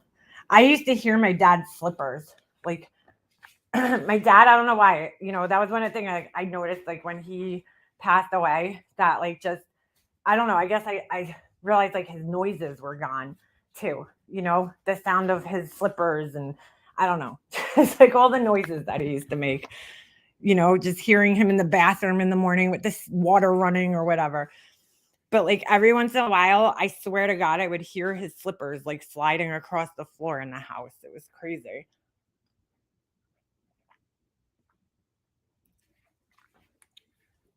Ugh, fucking crazy. All the signs you get. You're so right. My mom puts Phantom Angels around the car and trips. Ugh, road trips scare me, dude. So do plane trips, though. Man, that would be hard. Tell her no more forgetting. What happened? Oh, yeah. Some guy just showed up for the funeral and brunch. We were like, okay, whatever. Just don't drink my wine, guy. What the hell? Maybe it was like a friend or something that just nobody knew about, like an ex coworker or something. That's weird. Or her, sorry. Did anybody talk to him? He was telling you be goodly. Yeah, he probably was with the lights. Sorry, I just scrolled back up. That is creepy though. I wake up in the middle of the night sometimes and smell my mom's Sunday sauce. Ah, I miss my mom's Sunday sauce, dude. That is one of the big things. Hey, has anybody seen Tremley around? I just thought of her for some reason. She just popped into my head. Where's Tremley?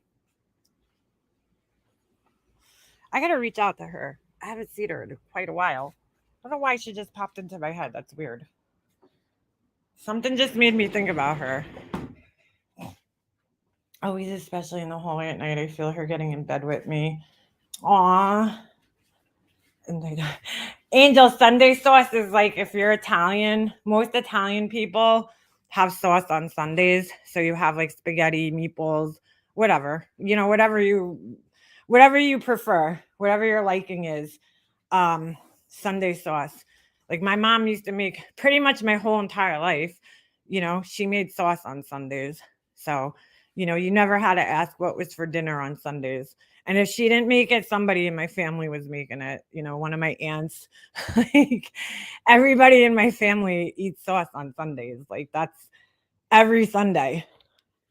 I mean, when I got older, she probably didn't do it as much, but when we were kids, like when we lived at home and shit, my mom made sauce every fucking Sunday. She still did when I got older though. Like when I moved out, probably not every Sunday, but like she would not make sauce on a Saturday. I'd be like, Mom, could you make sauce? They're fucking making sauce on a Saturday. Like, I don't know why. It was always on a Sunday for some reason.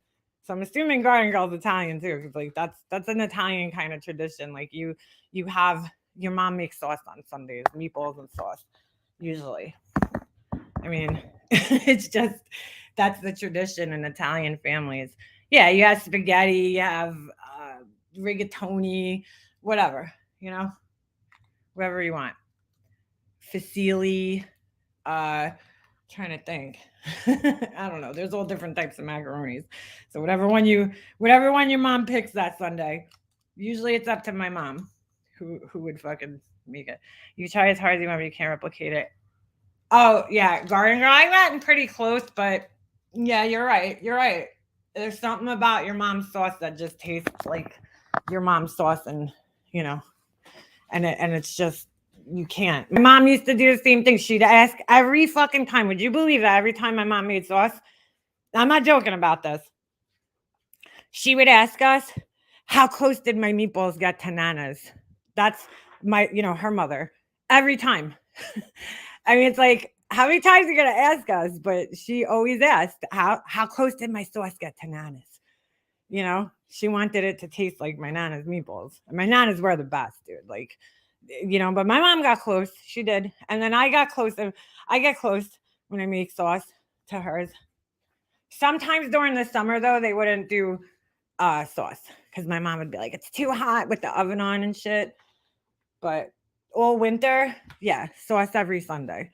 Every Sunday. Everybody's sauce tastes. No, I mean, in my family, I would say everybody's sauce tastes the same, for the most part, it's the meatballs that taste different. A little bit, like if you put all my aunts, right, in a room, told them all to make meatballs, and then I ate each one of those meatballs, I would be able pretty much to tell whose is whose. Like my one aunt, she uses a different kind of meat, so I could always tell hers. They're just like slight variations, and their meatballs are a little bit different, but I would definitely be able to tell you which ones were my mom's. That's for sure. Like 100% without question. I'd be able. My mom never made gnocchi. You know that? And I didn't try it until I was older. I don't know why. I don't know if she just like, I don't know. You know what? She might have made it, but I don't think she made it in a traditional Italian way. I think she might have put it in like stews and shit, not in like sauce. But she also used to make some Hungarian dishes. Excuse me. Sorry. Hold on a second. I'm just going to mute so I could clear my throat. God, I realize how annoying that is, but I always like when I talk, I don't know why all my like congestion just backs up into my throat. It's so annoying. Zeppelis are good. The subterranean truth apparatus. That's an interesting name. I gotta say, that is an interesting name. So, guys, all right, I don't mean to change the subject here, but I feel like this.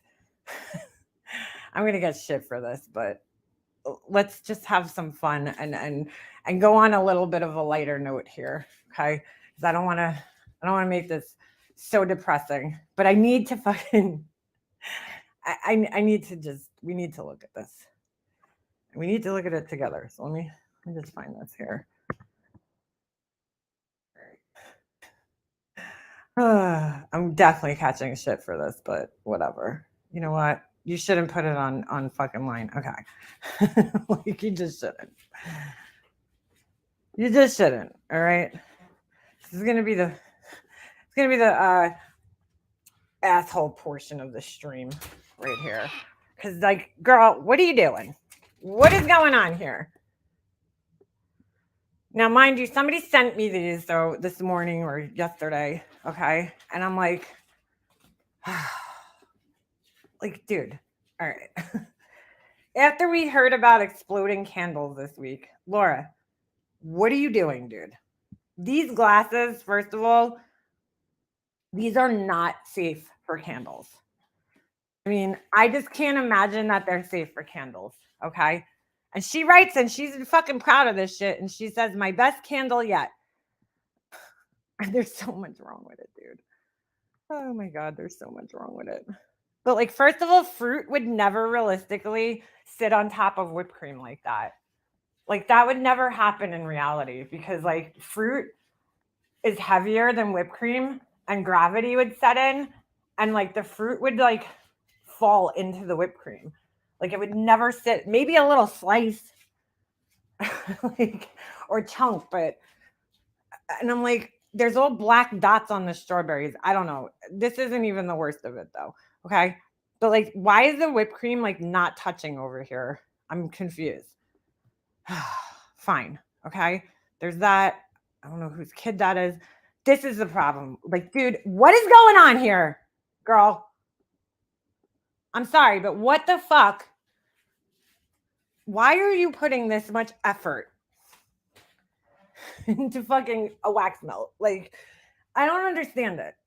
And this does not go with your whole I don't know. I'm trying to understand how beer candles and all this shit goes with your new rebranding. Like, this is like kitschy novelty shit, right? And it just, oh my God, it just doesn't look right, dude. Oh, Beefregs, I gotta find that. That shit was fucking, I was dying, dude. I didn't know there was pictures. I just thought it was on the stream the other day when she was showing us. But all right, first of all, how is the lollipop going to fit into a wax melter? I don't know how big it is, but I have those same plates. I have those same plates right here. Look, I'll show you guys. Hold on. You see, I have the same exact plates right here. They're from Walmart. Well, they're Dixie, I think. They're Dixie plates. So that thing looks like it's like half the size of the plate. Oh, shit. Wrong one. Hold on. That shit looks like it's half the size of the plate. How is that fitting in anybody's wax melter? And like, I don't know. I guess I don't understand why you would put so much fucking, um, Purple Rain. No problem. I'm here. Don't, I'll answer you back when I get off of here. Thanks for stopping by though. And please, anytime you need to talk, I'm here. Well, you know that, but, I'm just so lost, bro. But here's my biggest problem with this, okay? Why does like oh wait, this isn't the right one. Hold on a second. Like she always just goes that extra mile. Like I get it. You're trying to be cute and shit. I get it. I do, but I don't because I'm like, why can't you just make the lollipops? I don't understand why they have to be stuck to this ice cube thing. And then like, why the glitter, dude? I don't understand the glitter. I don't know. I just don't get it. But then I'm looking at this shit. Okay. Oh, I thought there was another picture. Oh, there is. Hold on. Why? Oh, is it glitter? That's what it is. I thought it was sugar. But dude, like gummy bears don't have glitter all over them. What are you doing? Like I don't know. I just don't fucking get it, bro. Like why do you always go that extra mile that you don't have to go? Like the whole less is more thing, dude. And this color here does not look like a gummy bear. This green like earwax color just doesn't look like anything I'd want to eat. But like I don't understand. These are fine. You know what I'm saying? Cute. Oh, cute. Gummy bear wax melts. But like I don't know why you keep putting glitter on everything, dude. Like, listen, I like glitter too for Christmas and shit. But I'll tell you right now, I personally would not want to be cleaning fucking glitter out of my wax melter. No. Like I don't want anything. A wax melt should be just that, a wax melt, and like nothing more. They should just be wax, dude, because you have to clean it out. Like that's a pain in the balls. Because the glitter, if you know anything about glitter, okay, it has a tendency to sink to the bottom, So everything, all that glitter, once it melts, is just gonna sink to the bottom, and it's gonna be fucking impossible to get it out of your wax melter. Unless you like freeze it and whatever. I don't know. And I'm just like, dude, gummy bears are not like, they don't look like that. Like they don't have sugar on top of them. They're not fucking, like those Sour Patch Kids or some shit. Let's keep going. All right. I'll give her your credit that she tried on these pizzas.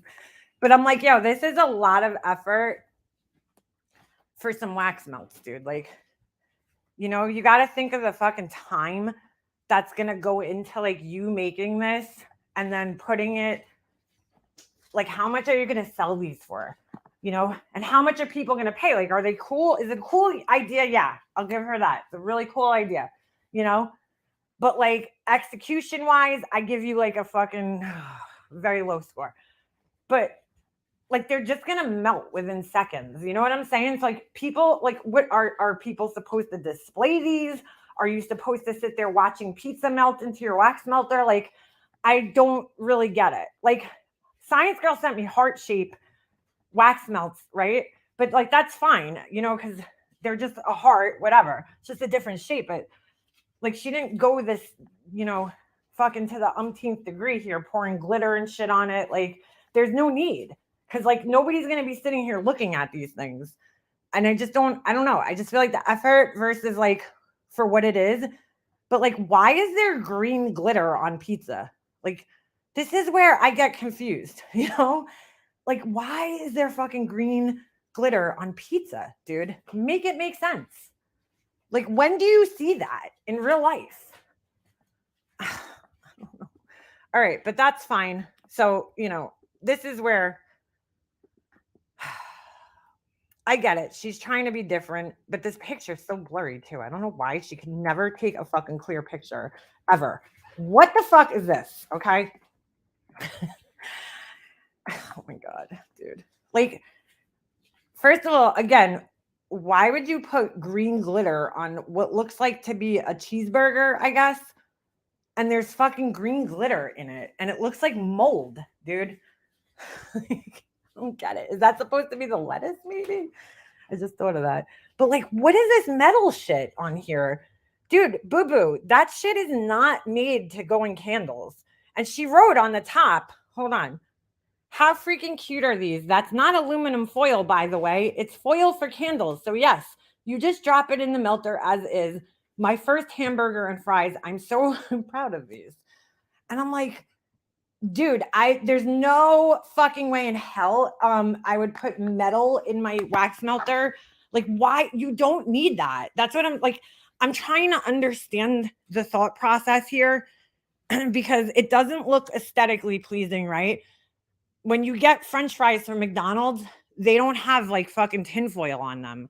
So like it's not it's not helping them aesthetically to look more like French fries, right? It's not making it look more realistic as a French fry, like a hyper realistic French fry. You know what I'm saying? That's not. And I've never heard of metal flakes that go into candles, although you probably could put them in candles, but I don't know why you would want to put them in a wax melt. But like I'm trying to understand where the metal comes into play here. Like and why? And that's actually not what those flakes are made for. They're not specifically made for candles. At least I have never heard of them. I have those same flakes, okay?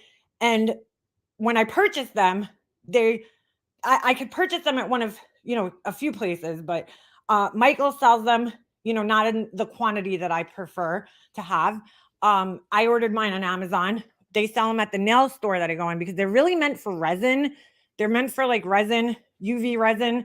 And I could use the same ones on my nails, which I do. I use them on my nails sometimes. But candles, I don't know. I just don't know. I don't know why. Like, I don't know what made you think that goes on there, dude.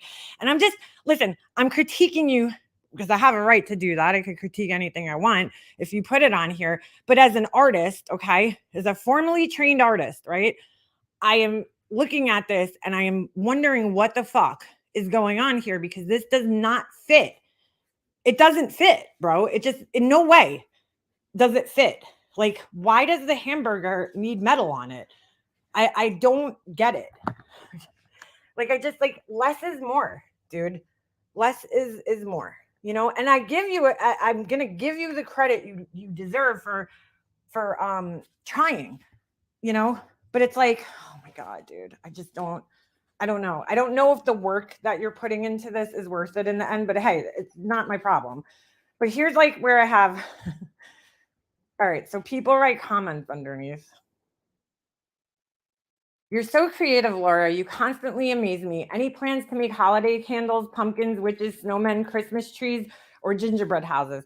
Like, your people are telling you what they want, dude, And like Science Girl, I'll give her credit, Alicia, where, people are like, oh, well, they like the dough bowls, right? Alicia has the dough bowls. That's her thing, old wooden cottage candles or whatever, she named their business. I totally just forgot. Is it old cottage or old wooden cottage? But either way, it goes along like that goes with the cottagey look, right? It all goes together. Everything that she sent me an entire package of shit and everything matches.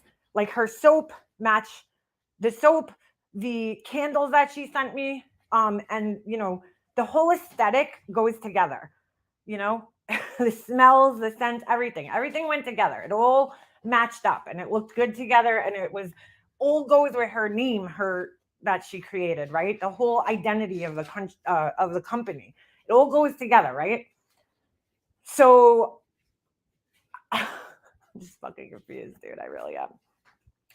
So like, explain to me. Oh my God, dude. Just explain to me how this goes. I don't know. With energy and crystals and all this shit. How does this food go with that? I don't know, dude. I don't know. Hold on. So somebody asked right here, do they smell like a hamburger and fries? I love them. Your business is going to take off with these food candles. You should be proud. And she replied, I thought she replied, oh, maybe she blocked me. I saw it this morning on my regular account. Oh, maybe it was like this. No, this one. That's why. Somebody says, does the hamburger smell like meat? She writes back. Somebody else says, that's what I'm wondering. Does it smell like fast food? Because like normal brains would think that, right? You would like say, oh shit, do you have French fry scented fucking You know what I'm saying? Because that would make the most sense, right? That it kind of smelled like French fries or something. She's like, no, they smell like Sour Patch Kids.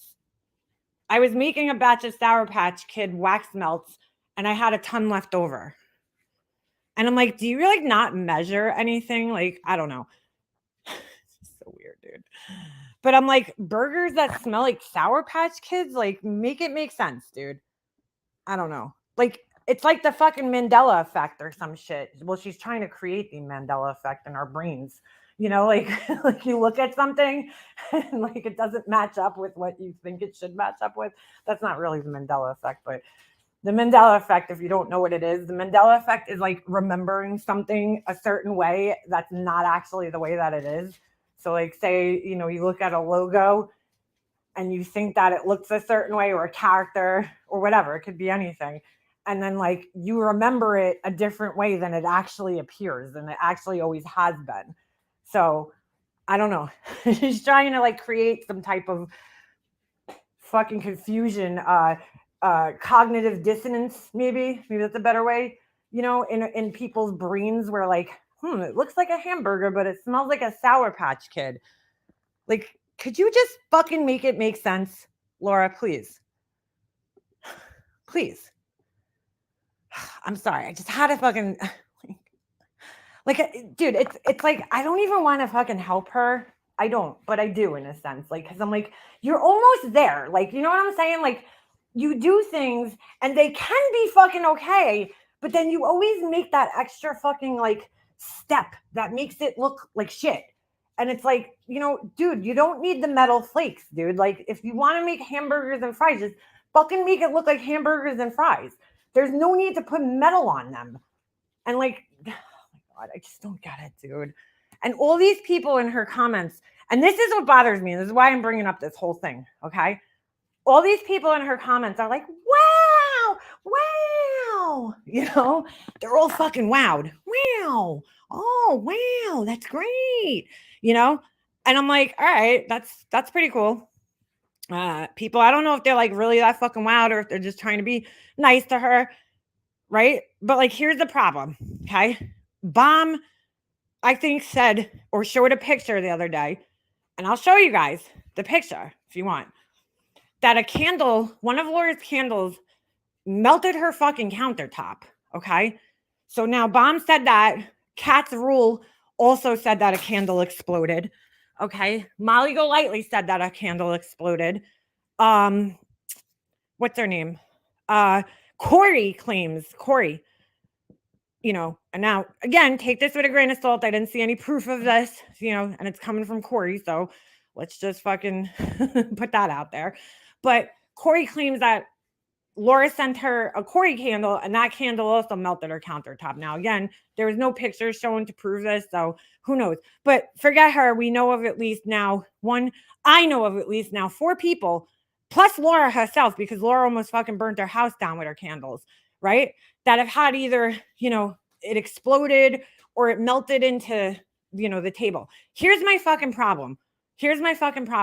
Why did it take these people getting into a fight with Laura to say something about it?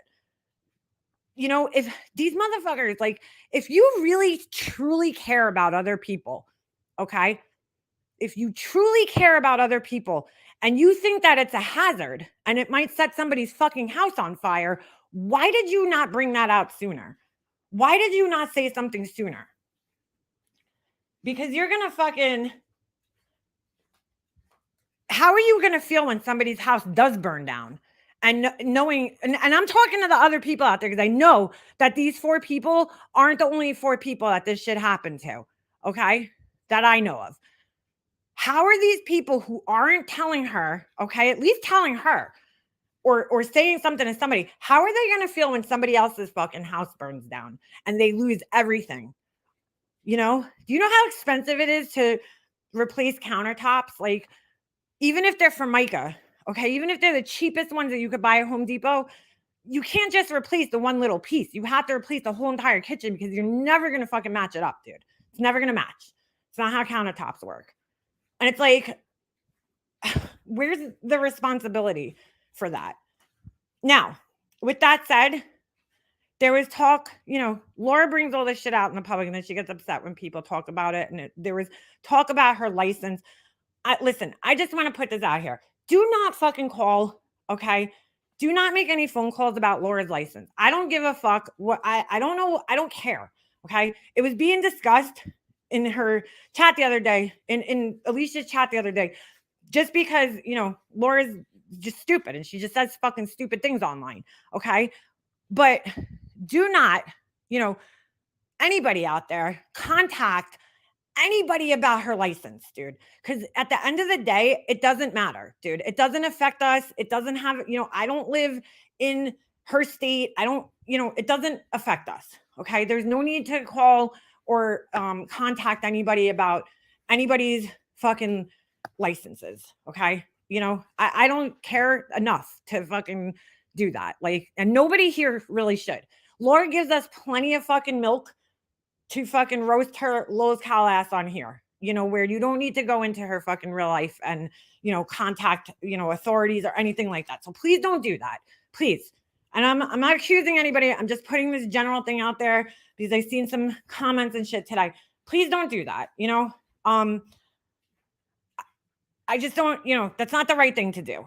It's just not, as much as she's an asshole and she's probably fucking scheming and scamming in some way, it's not worth it, dude. At the end of the day, it's not worth it. It's not going to change your life in any way if you do that, and it's really not going to change hers either, to be quite honest with you. So please don't contact anybody, about anything. It's like this whole thing with this guy, Jim, and, him too, contacting people. Like, listen, she's an idiot for putting this shit out there. Okay. And doing what she does. And, it makes it extremely hard to feel bad for her. At the same time, I don't agree with calling people's family members up and shit. Like I said, she gives us plenty of fucking shit just on YouTube to roast her ass about. We don't need to go off of YouTube and do these things. So just think about that, just think about that. Please, for the better of the community, because even with her, right, if somebody takes that step and does that to her, it makes it okay for people to do it to everybody. And it's just opening that door up, and we shouldn't do that. We just shouldn't do it. And I'm somebody who's had shit happen in my real life, and I'm telling you this from that perspective to please just not do that. Please don't contact anybody about those things.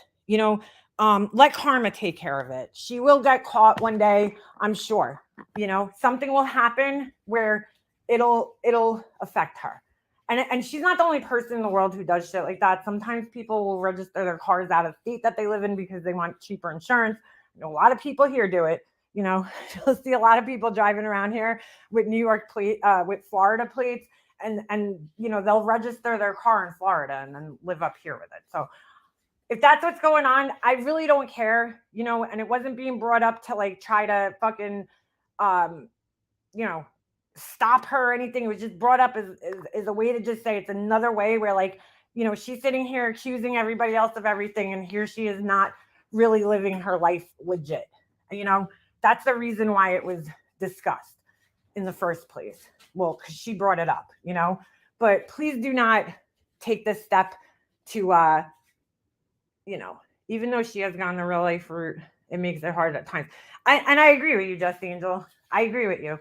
But it's like, listen, dude, people have done shit to me, and I know who those fucking people are. In fact, I don't know. By the sounds of what I heard yesterday, somebody was admitting to at least something, right? That was done to me. And you know what, dude? Like, I'm not going to do that back to that person. I'm not going to do that, because really, where is that going to get me? It's not going to get me anywhere.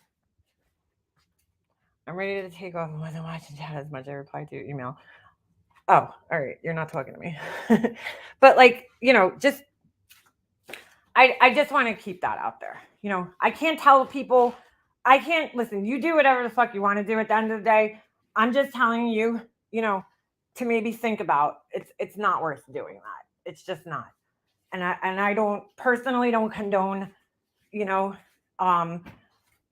trying to do that. I feel like somebody like that will, their actions will catch up with them eventually without You know what I'm saying? Without your interference. No, I'm okay, Monroe. I'm fine. I'm just saying.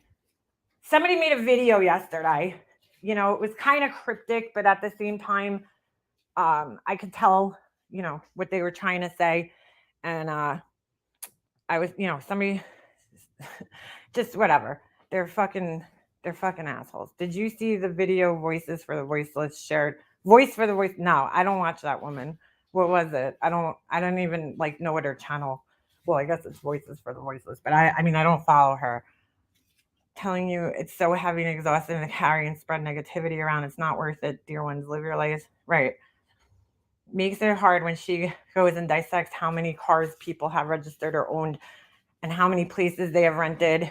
Well, Angel, see, like, here's the thing. She does do that, and that's why it was being brought up, dude, because, I mean, she's sitting on her live the other day, and she's going through, like, fucking cable bills and all this other shit, like, dissecting this whole entire woman's life here, okay? I am not a fan of Bombshell. I'm just going to put that out there. I don't listen to her. I don't watch her. But, like, dude, I don't know what her struggles are, okay? I just feel like if you're seriously a fucking friend to somebody, that is not the way you fucking approach, if you think that they have some type of problem or something's going on with them. That's not how you fucking approach somebody, dude. That's why when the whole thing with Diane was going on, okay, I didn't want anything to do with it. Why? Because it was not being done for the right reasons. By Tiffany, Laura, Molly Golightly, those motherfuckers were not doing it because they gave a shit about sick children or anything to that, effect. And it sucked because under normal circumstances, if it was with people who were genuine in their concern and care for sick children and the people in this community who got, quote unquote scammed, then I probably would have joined forces with them. But when I was friends with those people and I knew the reasons that they were fucking doing it, well, not all of them, but I was friends with some of them, and I knew the fucking reason behind why they were doing it, I wanted nothing to do with it, okay? I wasn't about to join somebody else's campaign against somebody, and I know that they're fucking just doing it because they're doing it as a way to get back at a person. They're not doing it because they sincerely give a shit about people in the community, okay? Because there's other things you got to think of it like this. There was other opportunities and time for these people to show that they gave a shit about other people in the community, and they didn't. They only care when it had some type of benefit to them. And so I stepped away from the whole situation. I don't support Diane. I've made that fucking abundantly clear on here many times. I don't support what she did at all. I don't talk to her. I haven't spoken to her. And I don't go in her chats. If Diane comes in a chat where I'm at, I'm not going to curse her out. But I don't hang with Diane, dude. She's not my people. I'm not, and I'm not happy with what she did. Just to make that clear at all. And I still don't feel like she's taken responsibility for it. That's probably my biggest problem with her, is that she hasn't even fully taken responsibility for what she did. But that I don't even want to get into that whole situation. I'm just saying that's the reason why I didn't want to go along on that whole thing, because if it was with the right people for the right reason, I probably would have gone along with it, but it was being done for the wrong reasons by the wrong people, and that's just not right. And if you are fooled and got fooled into thinking that those people actually gave a shit about the kids, look at them now, and look at the things they've done since then involving children, and then tell me that they give a shit about kids, because they don't.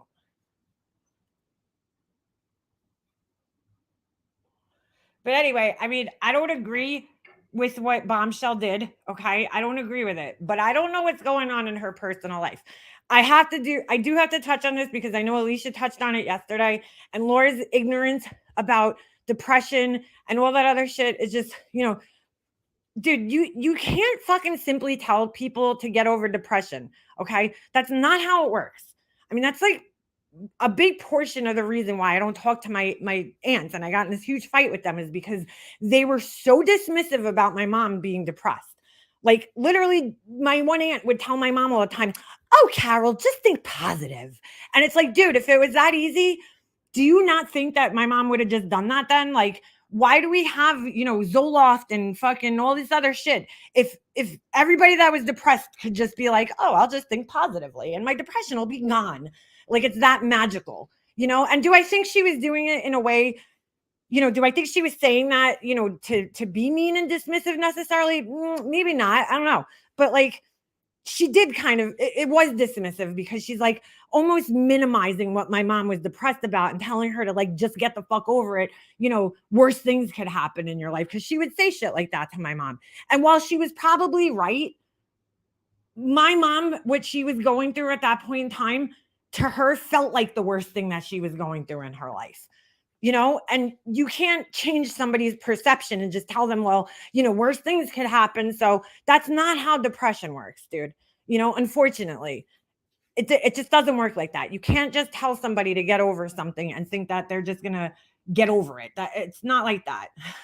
Whether it's situational depression or it's clinical depression, it doesn't matter. It just doesn't work like that, dude. You can't just snap out of it. If it was that easy, everybody would do it and there wouldn't even be depression. But that's not how depression works, Laura.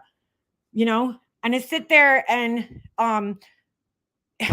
just pick apart. I mean, I heard her literally saying, get over it. I guess Bombshell lost somebody. Like, and there's nothing that pisses me more off on this platform than somebody telling somebody to get over a death, because you have no fucking right. Okay, Laura, just because you handled your dad's death differently and your grief maybe wasn't as bad as other people's grief, and you're, maybe you, I don't know, you lack empathy. So I don't know. It's hard to see you in a deep grief about anybody, to be quite honest with you. But boy, do you have some fucking balls to tell somebody to get over it. You know what I'm saying? Like, you don't know what her relationship was like with her father. Nobody's grief is the same. Nobody's. Just because you moved on with your life in a year or whatever, that doesn't mean that everybody else is going to move on with their lives that quickly, or feel better, or stop using drugs to cope, or whatever the fuck it is that they're going through.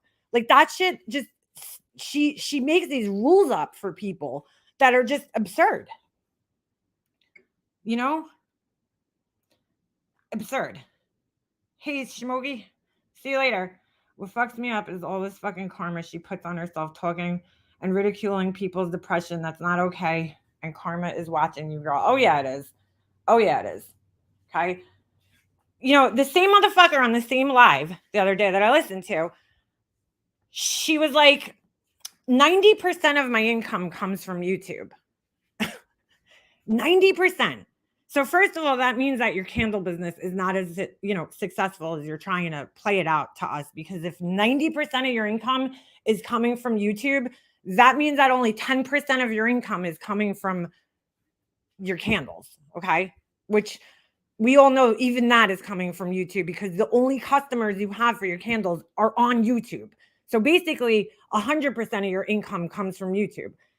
Which, by the way, I just heard this morning. Anybody out there, if you do sell things and you have a YouTube channel, you can now connect your Shopify with YouTube and sell your products through YouTube, because YouTube's finally catching up with like Facebook and Instagram. And also, they lowered the requirement for the merch tab on YouTube, and you could actually sell merch. I think it's like 1,000 subscribers. So you could actually sell merch via the merch tab that some of the bigger creators have through YouTube. YouTube wants to make sure all the money goes to them because Google's greedy. But anyway,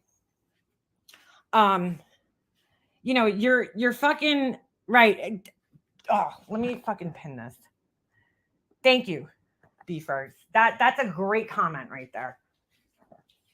Hold on a second. So, you said that 90% of your income comes from YouTube. And then you have if I was you, I would shrink into a little fucking bowl and roll into the corner on this one. And I wouldn't have even discussed it.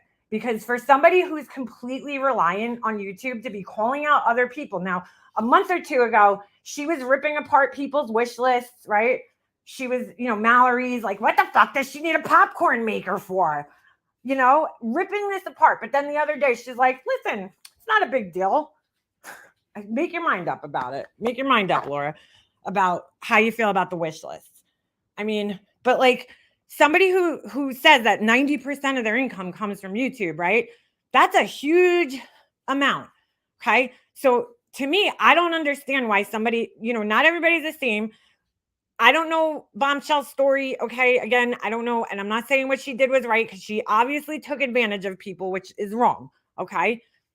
But I don't know what her personal story is. Why the fuck do you say that people have to come on here and blast their personal story on here and be like, yeah, I'm struggling. And you know what I'm saying? Like, nobody, and I repeat, nobody should have to blast their personal struggles on here. Okay. Do not let Laura trick you into thinking that you have to fucking put your personal struggles out on YouTube to receive help if you need it. Do not think that, okay? Obviously, if you need help, you don't take advantage of somebody. So you ask somebody for help behind the scenes. There's nothing wrong with that. Everybody, needs help every once in a while, okay? There's a difference between needing help and then taking advantage of that help. Totally different story. But don't fucking put one person's actions on everybody else that needs help, okay? And say that they need to put it on YouTube and put it out for the whole entire world to see, because they shouldn't. And I'm sorry, but yes, you do have to put a little blame on the people who just kept shelling money out and not even questioning anything. I'm sorry, you do. They're not victims. Laura's sitting there buttering up the shit out of these people because now she knows, ooh, more human ATMs. These are more people. So she's like telling all these fucking just Laura, nobody believes you, girl. You got fired for not having empathy. And you want us to believe that you were sitting in your car crying and then rushed home to pen an email, about how touched you were over somebody taking the time away to help out another person. Should I remind you of UC Boss, who was in your fucking Discord, not bothering anybody, but you made it a point to point out in front of everybody that, I'm going to make an emotional room and all the people with emotional problems need to go in there because, like, this is about me. This is my Discord and it's about me. Okay. So take your fucking emotional problems over there. That same person now wants us to believe that she was crying in her car. She was so touched that so-and-so reached out to so-and-so while they were dealing with such a hard time. The fuck out of here, dude. No. Mm-mm. And I feel sorry, because she keeps talking about this community that she's built of loyal people. Meanwhile, I look in her chat and I don't recognize any of the names in there. And I'm not exaggerating, dude. I'm not. Probably because most of her, like, quote unquote OGs probably have me blocked. But I would say 98% of the people in her chat, I've never fucking seen them before. So yeah, you didn't build a loyal community at all. But I hate to see these people buying into this shit and actually thinking that she had this heartfelt moment, where she really understood somebody else's struggle in life and was touched by it, and rushed home to go fucking, search through emails. Like, dude, come on. Like, seriously, Laura, come on. Stop it, dude. Help Laura see light. Purchase a fire starter candle today. Let there be light warmth. Oh my God, dude. Please. Please. How about you make an asshole room and sit yourself down in there, Laura? Yeah, that's great. Oh, so yeah, so Beefrix, back to Beefrix's comment that's pinned over here, Laura, you talk about, this one's on drugs and that one's on drugs. Yeah, stop taking your Adderall for a fucking week and let's see how you feel and how easy it is for you. Because as much as you think, oh, it's a prescription, I'm not addicted to it, you are, girl. It says it right on the fucking prescription. If you look it up on WebMD, it says right on it. And which is the reason why I don't fucking take it, because it says right on it that there's a strong chance of dependency on a drug. Okay. So I have been diagnosed with ADHD, like legitimately. I didn't just go to my doctor and make symptoms up. I took a comprehensive evaluation. Okay. and when to go see somebody. And if I wanted to, I could be prescribed something. I don't want to, that's not something I want to do. You know, if I did take something, there's non-narcotic options. That's probably what I would go to, because I really don't want to risk, same reason I didn't want to take antidepressants when I was going through, dealing with grief and everything, is because I didn't want to, I knew it was like, for the most part, temporary, right? And I didn't want to get stuck on something for, years or the rest of my life. And I felt, ADHD is going to affect me for the rest of my life, but I don't want to be dependent on something. I don't need, I'm already a smoker. You know what I'm saying? Like, I don't need a thing to be dependent on. So, but if you think that you're not dependent on that, right? Mrs. I got mailed to me by a subscriber because I ran out early. Yeah, we remember that. Who are you to sit down and criticize other people for being dependent on something, and you don't even know if they are dependent on it? My kid took Concerta. For me personally, I wouldn't start taking something like that in my adulthood, because I made it through most of my life having this. Like, you don't develop ADHD in your adult life, dude. You have it your whole entire life. Okay. So when I went and got evaluated, I just wanted to see if I had it, to make sense of a lot of things in my life that, I was been troubled with my whole entire life. For instance, not being able to sleep or settle myself down, being hyperactive, disorganized, losing things all the time. These are all signs of ADHD and things that I personally have struggled with my whole entire life, dude, since I was a fucking kid, since I could remember. I remember struggling with all these things, restlessness, inability to concentrate, inability to complete tasks. I'll start something and I don't finish it. Distractibility, like I would daydream in school all day. I would sit there and just fucking daydream, dude. Like, the teacher would talk and I would just zone the fuck out. Not having interest, like not being able to absorb things if I wasn't interested in them. And these were things that I didn't even know until after I was evaluated, that played into like my ADHD, even down to like my issue with sounds, sensory issues that I have with sounds and tastes and textures of food. That all fucking is in the ADHD bubble. I've never heard Laura talk about any of these issues, so I really don't believe. So I've always said I really don't believe that she has ADHD, because, I mean, first of all, there's a clip out there. She said on my panel that she went to the doctor and lied to get Adderall. So there's a clip out there with this. She talks like she's like this big recovered addict, but like, Laura, you're not. You're just not, dude. Stop talking like you're a recovered addict, and you've been clean, because you fucking told us, unless you were lying to us back then. I don't know, but the clip is out there. I mean, I could play it if you want me to, but it's like, I've never heard her talking about any of the symptoms of ADHD that she struggles with personally. So, a lot of people think, oh, ADHD is just like hyperactivity or, like absent-mindedness, but dude, it goes way deeper than that. Way deeper than that. There's a lot of different things that what it is your brain, your executive functioning, okay, in your brain, the front lobe of your brain misfires, dude. And it doesn't make connections that it should make with certain things like organization and, whatever the front part of your brain is responsible for. There's actually studies where there's, your neurotransmitters or whatever the fuck it is in your brain, they stop. They don't actually make the connection over when you're thinking. So it's literally something wrong with your brain that you have that. And so it really does affect so many different aspects of your life. I developed serious neurotic sound issues in the last 5 years. B-Fergs, I've had them my whole life.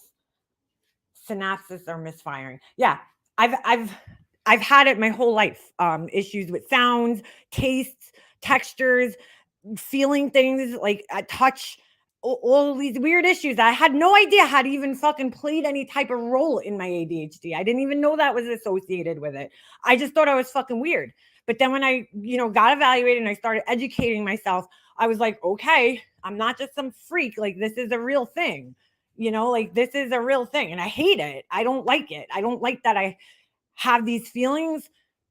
Sounds bother me. Like, I get very distracted by sounds. If I'm trying to concentrate on something and somebody bothers me, because it's very hard for me to concentrate on certain things, I get very angry.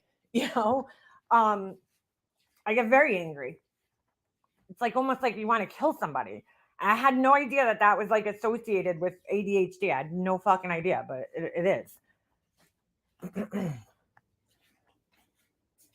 My nephew has it, and you can really see how much he tries to concentrate.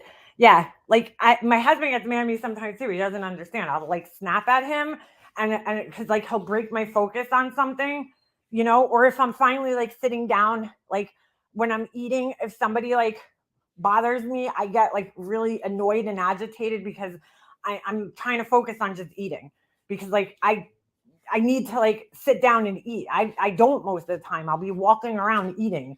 Like it's very hard for me to sit down. Like when we go out to dinner and shit, to have to sit at a table that long or to the movies, I fucking can't do it, dude. I get anxiety sitting at the table that long. So yeah. So I mean, anyway, it doesn't matter. But I'm just saying, like she's so critical of everybody else. It's like, dude, that's why you get called out, Laura, because you're sitting there fucking calling everybody else and their mama out, about their life and who is doing what. And, you don't know what this woman's bills are, dude. Who the fuck are you to sit there and be like, oh, her internet? I've seen her internet. How the fuck do you see somebody's internet, Laura? Please explain to me how you could see somebody's internet. How do you see somebody's internet? How? Like, how? 3 different lives around one person, and how fucked up she is, meaning LP, 3 different channels about the same person. Wow. Wait, what do you mean, Angel? My son said having ADHD is like being in class, taking a test, but all you could hear is the clock ticking and you can't focus on tests. Yeah, that's pretty good description, Beefers. It is. It is. Dude, I like a clock. I have clocks in my house. I took the batteries out of all of them because I can't, like that sound of the secondhand ticking, I could hear it from like miles away, and it's all I would focus on. So none of the clocks in my house fucking work except if they're digital. It's really fucking, it's a big struggle, dude, to deal with and live with. But I mean, if you've lived with it your whole life, you can. Thank God mine isn't like as severe as other people's, but it's pretty bad, Get a quiet clock. I need one. Well, I bought a specific clock, Sergeant, that went in my kitchen. It has like all knives and forks and shit. I thought it was cool at the time. So, but I put a battery in it and like the tick isn't even that loud, but for me it is. It's like I hear that thing like on, it's like really loud. So, what about the bitch fit she threw last night about some salty guy choose the PI and not her? She was a little butt ass hurt. Yeah, I didn't see that, Just Angel. I heard about it. I heard she went, live in the middle of the night when nobody's watching, and then she deletes it. Like, whatever, dude. Whatever, dude. I just and then okay, so there is that, and I think I still have her page up. Oh no, I closed it. But her and Tiffany, I saw this on this channel the other day. I can't remember the name of the channel. But they shared, I'm not subscribed to Tiffany, so they shared her post, but I'm sure the post is still up there. Hold on a second. And Laura kind of made a similar post on her page that I just saw when I was looking at those wax melts. Oh, I gotta find the wiggle worm. I gotta find the fucking wiggle worm, dude. I need to find the wiggle worm because you guys are gonna fucking die when you see it. I think I can find it. All right, but hold on. Let's look at this first. Remind me to look at the wiggle worm because that was fun. Dude, like I probably haven't had a good fucking belly laugh, like a deep belly laugh like this in a long fucking time, dude. Like I was literally home by myself Saturday morning. My husband brought my son to the store with him, and I'm sitting out on my porch, and I have not fucking laughed this hard in my entire fucking life. So I have to show you guys. You guys might not think, I don't know why I thought it was so funny at the time, like, but I was literally crying by myself. Yes, it is in our text messages before. I was sitting on my front porch crying, like crying. I was laughing so fucking hard at this thing. I don't know why. Like it was just like a wiggle worm. Sorry, Sergeant. My New York accent, my lisp. I know it's fucking hard to understand me sometimes. Or so people say on here. I don't know. People say that it's hard to understand me. I don't know if they're just talking shit. So yeah, so Tiffany fucking makes this post and some other channel posted it. Let me see if I can find it. Yeah, this is it. Is this it? Yeah, this is it. All right, I'll share it with you guys. Hold on a second. And I'm like, they brought up a good point. That's why I wish I could find the other person's post. Hold on, I sent it to somebody. I have it on my phone. Did I plug my fucking phone in? See, ADHD, dude. I told you guys, I gotta go on my computer because my phone's dying. Do you guys think I plugged my phone in? Probably not, because ADHD. Now I can't even find my phone, which is another problem that you have. Constantly losing shit. Do you guys know how many times a day I lose stuff, lose my phone, put something down, forget where I put it? And it's like, you know what my husband tells everybody? He's like, do you ever see the movie Along Came Polly? That's Leanna. That's how he explains me to people. He's like, Leanna is fucking Polly. That is me though. If you ever saw that movie, that's me. Like to a fucking T. That's me. I was like, oh shit, somebody must have been following me around. Although I wish I looked like fucking Polly, you know, Jennifer Aniston. All right, I can't find my phone. See, story of my life. This person fucking, Kimmy, I know you got it, girl. I know you got it. All right, well, I kind of remember the point that they made, so I guess I could see, be friends. That's so funny. Everybody always says that, right? And I'm not saying you're wrong. Thank you for the advice, right? But I love when like non-ADH people give us advice. They're like, you gotta. I don't know if you have it or not, Beavers, but I'm just saying. They'll say stuff like that, like get a notepad or get a basket and put the things in there. And see, like that's not how our brains work, though. Like that would never. It's a good tip, but I would probably forget to put it in the basket. Because see, what happens is I'm so distracted all the time that like I'll walk in the house, I'll put my phone down somewhere for a second, I'll get distracted by something, I'll move on to something else. And so like I might have the intention of putting it in the basket and it might make it there maybe 2 or 3 times. Like I have a key hook at my house. My keys never really make it on that hook. You know what I'm saying? Because like I'll come in the house, I'll be carrying something, I'll put that down, I'll put my keys down, and then it just like it's very hard to explain, but like I won't remember to put it in the basket. Like or the basket will probably get lost at some point in time because like I'll be like, oh, I need this basket for something temporarily, and then the basket will disappear because I've tried things like that. No, I don't hear it ringing because I think it's dead. So, oh, maybe I did put it on the charger downstairs. Hold on a second. Did I? Yeah, I did. Oh, look at that. I actually did. All right. I'll read you guys. I'm going to show you guys Tiffany's post, but I'm going to read you guys the other person's post. If I did, in fact, screenshot it, I did. Okay. Because they brought up a really good point. All right. Thank you, Reefers. So, yeah. So, like, those, I watch this channel. Actually, Starlight told me about it.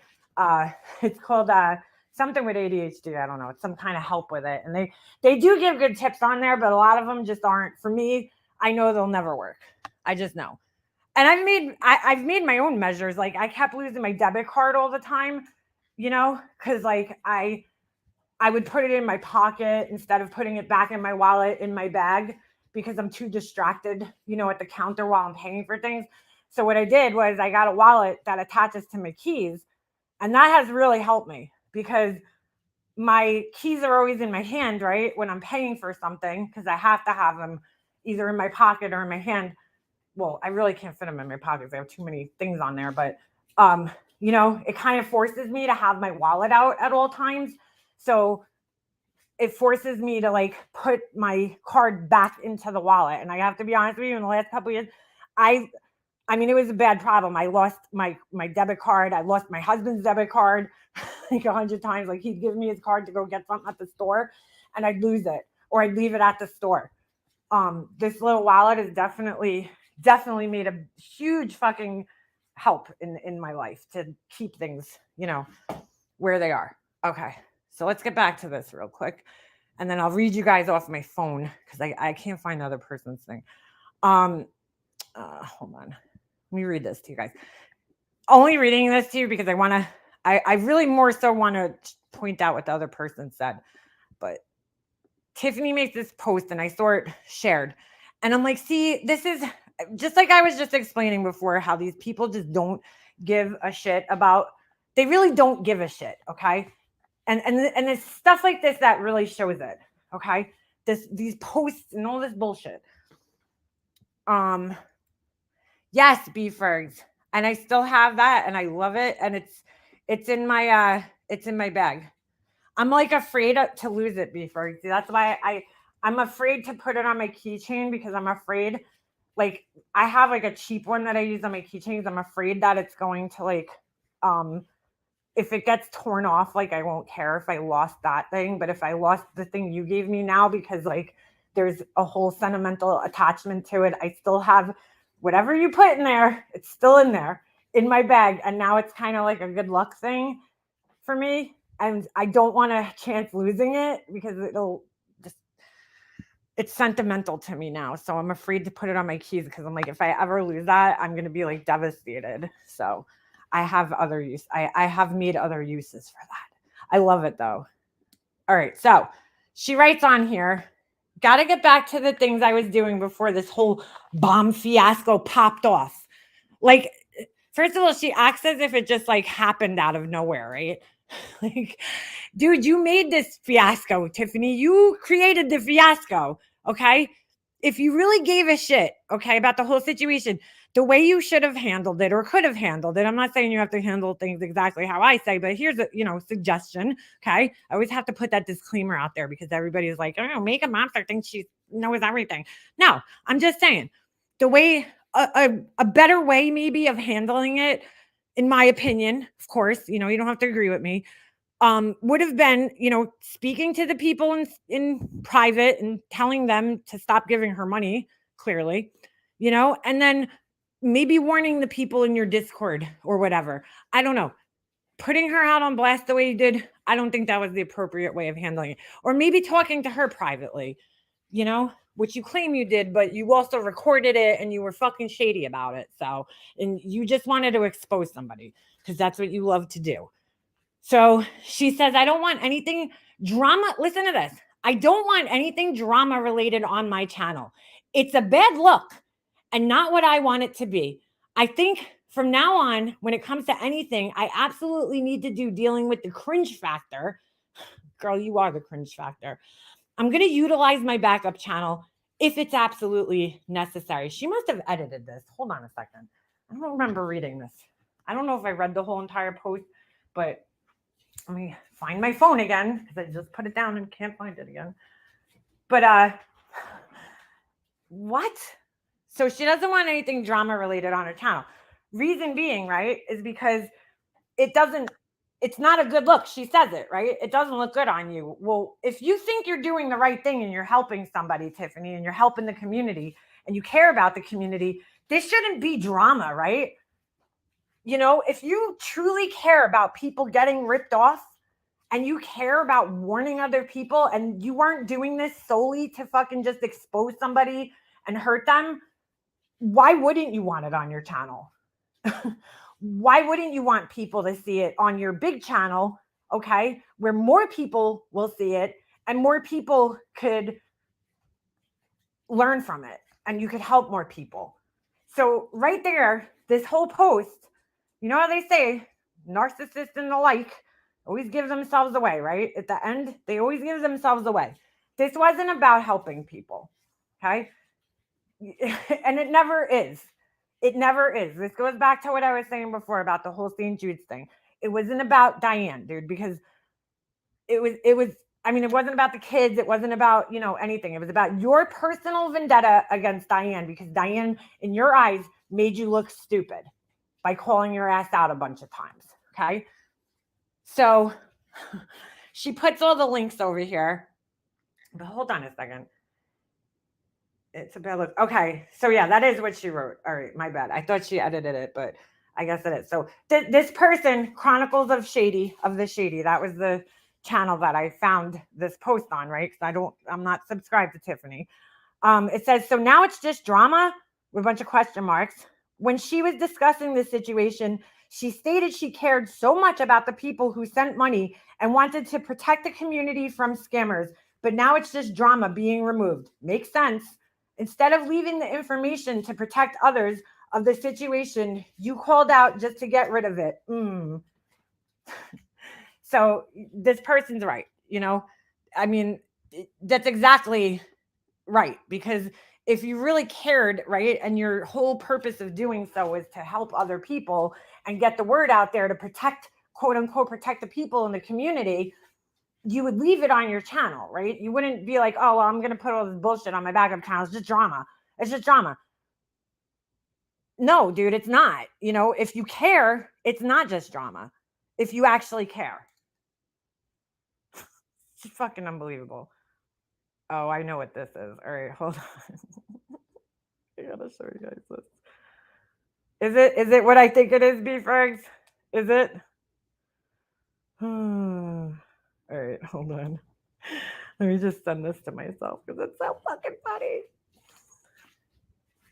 But you know what I'm saying? It's like they always have this habit of exposing their true intentions, I guess, is what I'm saying. You would leave that up. This person's 100% right in saying that you would leave it up. You would leave it up if you actually fucking gave a shit. There's another clip I wanted to show you guys while we're talking on these horrible fucking people. Hold on a second. Let me show you this first because I think this is pretty disgusting. And I caught it last night again in a comment section somewhere. Somebody was pointed it out and I went to go look and I'm like, oh wow, that is fucked up, dude. Like that is not fucking cool. So let me see if I can find that too. I know I watched it last night, so I should have no problem. Okay. Why is this not showing up as a link? Hold on a second. Oh, there we go. All right. Oh, you guys are gonna love this.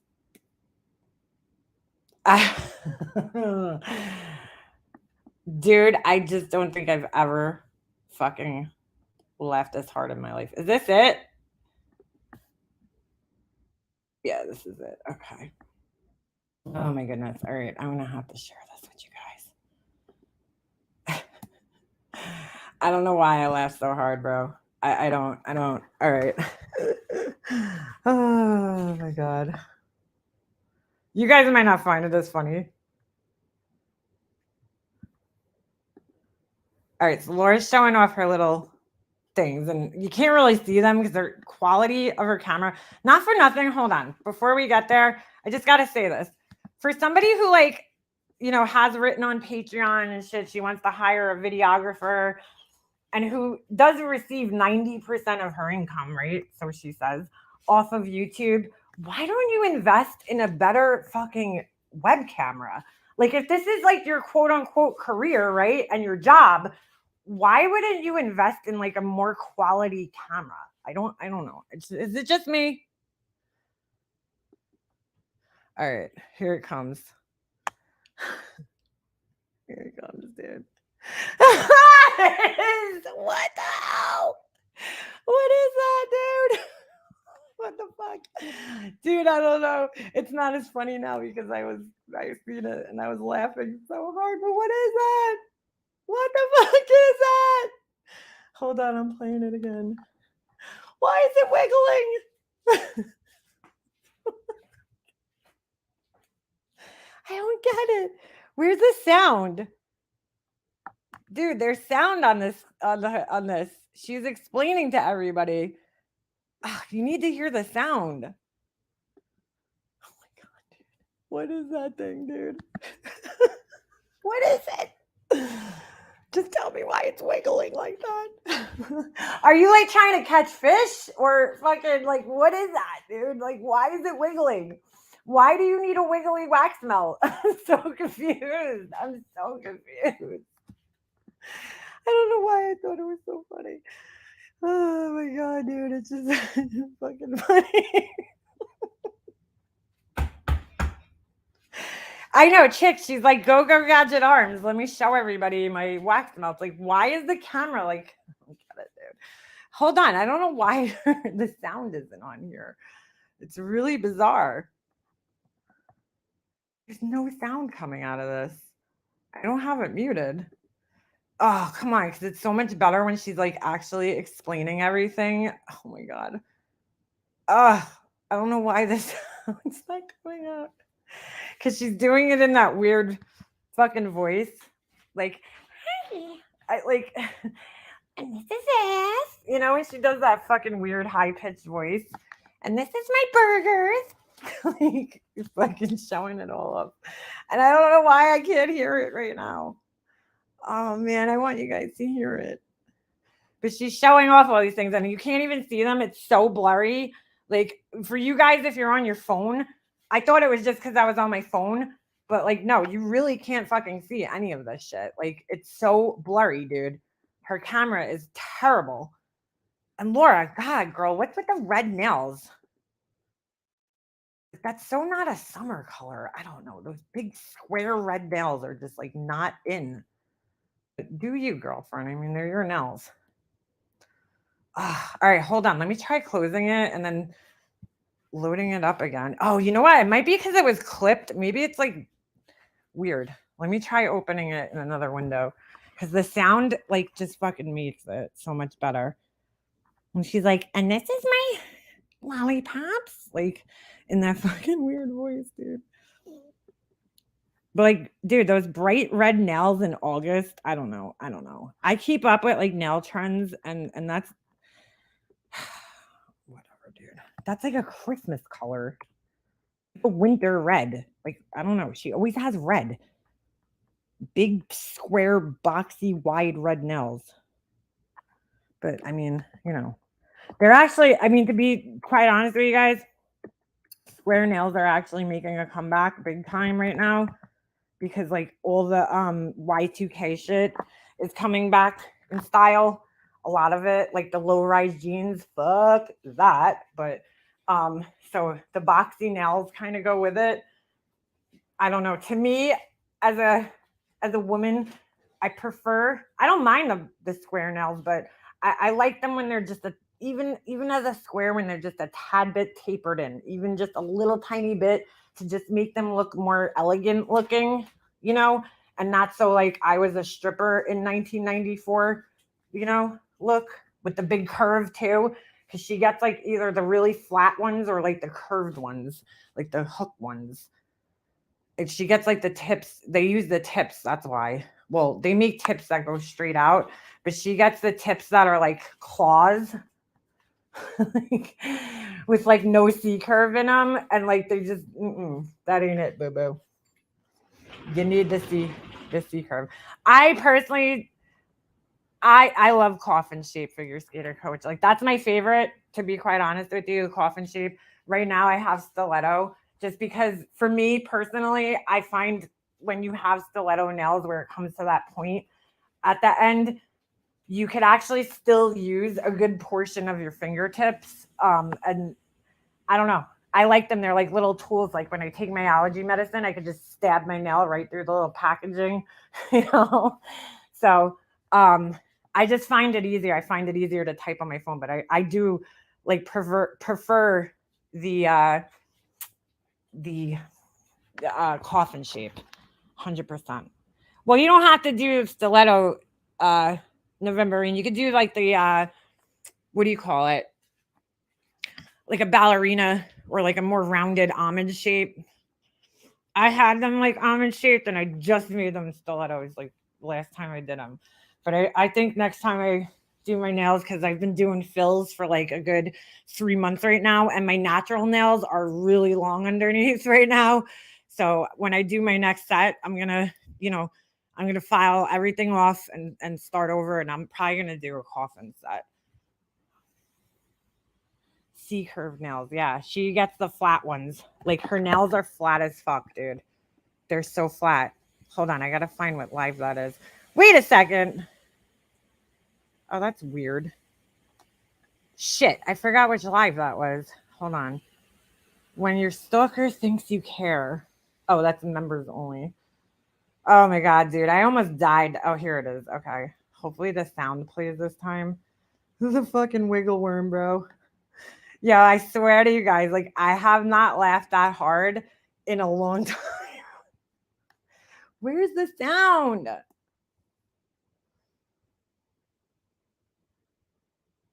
Dude.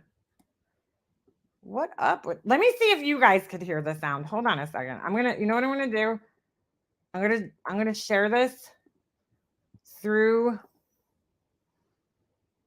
There's no way a real nail tech does those nails. No, she goes to the nail salon because I used to be. She's so rude. She used to talk on the phone with me. Like I don't know if I was a nail tech and somebody was on the phone while I was doing their nails, I'd be quite annoyed. But she used to. She used to. She used to sit on the phone with me. Oh my god, dude! Tell me if you guys could hear it. Can you hear it? Oh, I'm so French mad fries that this is not playing sound. What is and the these wiggle? are wax I melts, don't by the know, way. dude. I have no idea how I'm gonna sell Could them. you hear it? I I can't, but French maybe you guys cheese can. and lettuce and a tomato. No, we need to go back here. I don't know The wiggle why. worm. All right, I think it's after this one. I don't know why. Then but I was decided to laughing try so it with fucking gel. hard, dude. Like I was like, what I was is making like? ice Why cubes. is it wiggling? So Why? I made one it's with like gel. a limp So dick. that's actually like, gel wax. What is that? What the fuck is that, dude? I don't get it. I just don't get it. You guys hear it? Oh, I'm so jealous. Oh, I'm so jealous. All right, I'll keep playing it then. I can't hear it, but I'll play it for you guys. Oh my god. I wonder if like is my speaker in my fucking laptop blown? Hold on, maybe if I put headphones in. Let me try that. I didn't try that. Let me try that. I have a pair of headphones from the airplane. Hold on. The limp dick. And this is a limp dick candle.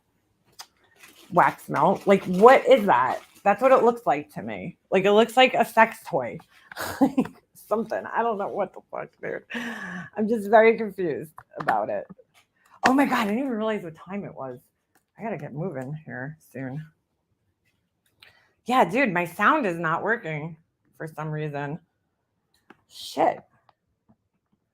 Hold on a second. I don't know why. Like, I just don't know why I thought this was like the funniest thing I've ever seen in my life. All right, let me see if it works now. Okay, now I could hear it. My favorite little hamburger. Let me go back. What'd she say about the wiggly thing? My little hamburger. Did she explain what the I was wiggly making thing ice is? cubes. So I made one with gel. I don't know what that is. I just thought it was so funny. I don't know why. There's my Sour Patch. That's not I don't get that. That's not what a Sour Patch Kid looks like. Gray Hughes is in there talking shit.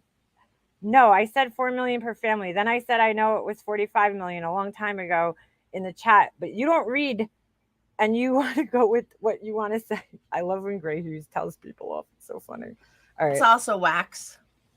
I made these boxes. I don't know why. Yeah, I don't either. That's the other thing. What do you need the box for? Like, I don't understand what the cube... Then I decided to try it with gel because I was making ice cubes. So I made one with gel. So that I don't understand it, dude. All right. I'm trying to understand the thought process that went on here, right? She made the candle like a lollipop, but like if you want to make it realistic, why would you give it a floppy handle?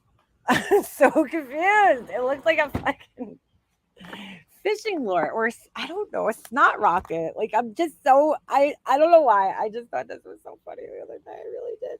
I don't understand why she did it though. That's actually gel wax. Like why that would like for me, okay, I have cement, like I've been doing the cement stuff, right? I have ones that I was experimenting with that just fucking did not like they went in the dud pile, dude. They didn't come out good. I would never show anybody those, you know? Like those are the ones like that happens when you're making things. I'm not laughing at the fact that, she had a mishap. I'm laughing at the fact that she's showing everybody and not like, I guess, not recognizing that it's a mishap. Dude, that does not look good, bro. That does not look good. That is not a thing. Oh, Laura, you silly, silly girl. My favorite little hamburger. My favorite hamburger. My little hamburger. It's so small, dude. Like, how cool is that? You can not see With it. Cheese and lettuce and a tomato. It's so blurry, dude. I can't even tell it's a hamburger, Laura. Oh, I just want to help her so bad. French fries. With metal on them. I didn't notice the metal until I saw the picture. And these are wax melts, by the way. I have no idea how I'm going to sell them. Yo, is she wearing a fucking clatter rig? Like, those, a clatter ring? You guys know what those are, right? For like, I think it's like Irish or something. I haven't seen one of those since like 94.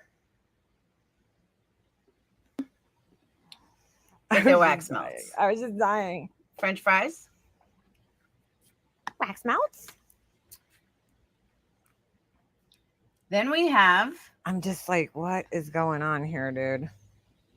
2 pieces of pizza. Pieces of pizza. See, that's really funny. When you're from New York, you never say a piece of pizza. You say a slice of pizza. Nobody in New York, it's funny because she's always like, oh, New York, New York. I never hear anybody say, can I have a piece of pizza? Like you just don't say that. You say, can I have a slice of pizza, not a piece of pizza. Meatball pizza. I still have stuff on my forehead. That's how much I was working today. Bro, it looks like somebody kissed her We forehead. got meatball pizza. With glitter. And look how thick the pizza slices are too. Vegetable pizza. Like make it make sense. Since when is pizza that thick? Like what is going on there on the side, dude? Oh my God. Pizza's not fucking 5 inches thick. How cute are these? Oh, Laura. You poor thing. You love the way I say tomato. I can't believe I'm pink on my head. Okay, and then I can't believe you're showing people this. We have another Sour Patch block. Like, how is that a Sour Patch? This is actually Kid? gel. I don't understand how that. It doesn't look like a Sour Patch Kid at all. But there's Sour Patch, 2 different colors. Red and blue, no. Oh my God, dude. And now, no, we have the Sour Patch Gang. Does she know what Sour Patch Kids look like? We got Pinky. And first of all, you can't call them Sour Patch, just FYI, because Sour Patch is a trademark name. So, like, don't go naming this shit Sour Patch because you're going to get into some legal trouble there, dude. But those are gummy bears, dude. Those are not Sour Patch Kids. Is she, like, confused? And we got her brother, Bluey. Oh, my God. With the glitter just dumped. Oh, my God. Dude, when she puts the glitter on things, she literally just dumps it. Like, there's no like thought process into like maybe I should like get a little sifter or like you know what I'm saying? Like it looks like she literally just takes a spoon and just dumps like the spoon on there. Like there's no like disbursement. You know what I'm saying? Like I would take like maybe a little pinch and sprinkle it like when I'm doing my nails sometimes, like I don't want to cover the whole entire thing in glitter. So I just take like a little brush and I sprinkle it, you know, on. She just like dumps. Like she's a dumper. And like so it just looks like it's so like fucking concentrated in one area and not like dispersed evenly, if that makes sense. And we got Teal. God. Because she's like in a rush or something. I don't know. I don't know what goes through her head. I just want to know. All right. So this is just her showing every. Ew, what the hell's on her finger? Hold on. Why is her hand red? Oh, she still has wax all over her hands. And we got orange. She's just showing every color. All right. I think we get the point. I just died when I saw that wiggly thing. I was like, what the hell is the wiggly thing, bro? What the fuck is the wiggly thing for? And you know what, November Reed, that's okay. You know, not everybody is a fucking artist, and like that's okay, dude. Like you know, it's okay to not be artistic. It's okay. Like, dude, I will give her credit. I will give her credit for fucking trying. You know what I'm saying? Like, I give her credit for at least trying to think outside the box and like try different things. Like I can't take that away from her, you know. It's just her fucking execution sometimes. It's just not it. That shit looks purple to me. Like teal, yeah, dude. Well, that's because her camera is just like so old. I think it just nothing looks funny. Nothing looks right. But like, dude, like I don't understand. When you're experimenting, that's great. But like that's where she goes wrong a lot of the times. Is it's like sometimes you want to try new things and it takes a while until you perfect those things, you know, and that's when you start showing people, you know, because you're never going to get, when you're trying something new, come on, Ovi, you're never going to get it right on the first try. You're just not, you know, you're never going to get it down packed on the first try. So like make a couple of them and then show people like, and sell them. Like you're not going to sell them in like that, are you? I don't know. Maybe she is. Like, I know you got to start somewhere, but like, dude, this shit's just a mess, dude. It's just a fucking mess. I just sometimes look and I'm like, where is her head? Like, where is her head? Like, I don't get it. I just don't get it. And I don't get why there's glitter on everything always. Just sometimes less is more, dude. Craft versus artist, the old argument. Dude, like I've seen people though that like that aren't necessarily artistic, but they can be crafty and put things together, you know. But like that, just ain't it, dude. I want a calzone soy melt, a calzone. But like I'm trying to think of like the effort that she has to put into like making just one of those things, right? How much could you realistically sell a wax melt for? You know, I mean, $5 for a little package. I would think that would be like a reasonable price, you know. So you're gonna put all that effort in, and then you know what I'm saying? Like your time, the time that it takes to make that, is it worth it? Like I don't know. It's right, baby. That's what I'm saying. It's just gonna melt anyway. Like where like most people, I don't keep my wax melts out for everybody to see. They're in my closet. But like at the same time, I don't know. I just feel like maybe she's not understanding her target market audience. Like if you were selling to a bunch of like teenagers, that shit's cute, you know? Like if her daughter's friends were buying them, that would be maybe more understandable because like kids like that kind of shit. And no, I'm not snorting coke. I'm spraying my allergy medicine up my nose. But you know what I'm saying? Like you know what I'm saying? Like that the kitschy kind of novelty shit. Like kids like that, teenagers and shit. But you're selling to like grown ass women. Like I in my house, I would not want little pizza wax melts sitting anywhere, you know? Or I don't know, dude. Yeah, Grateful Dead concert, something, Spencer's Gifts, I don't know. But I'm like, you just went through this whole process of rebranding everything into this like more, you know, better looking aesthetic where and now you're just going away from that. And it just doesn't make sense, dude. It just doesn't. None of it makes sense. You probably shouldn't leave them around with children. Poor thing. I just died of thinking about the fucking wiggly thing, dude. That thing was fucking had me die. I mean, like, I was laughing so hard the other day. I don't know what the fuck it was, but something about the way that little thing wiggled in her hand. I was like, what the fuck is that? Like, I'm so confused. Oh my God.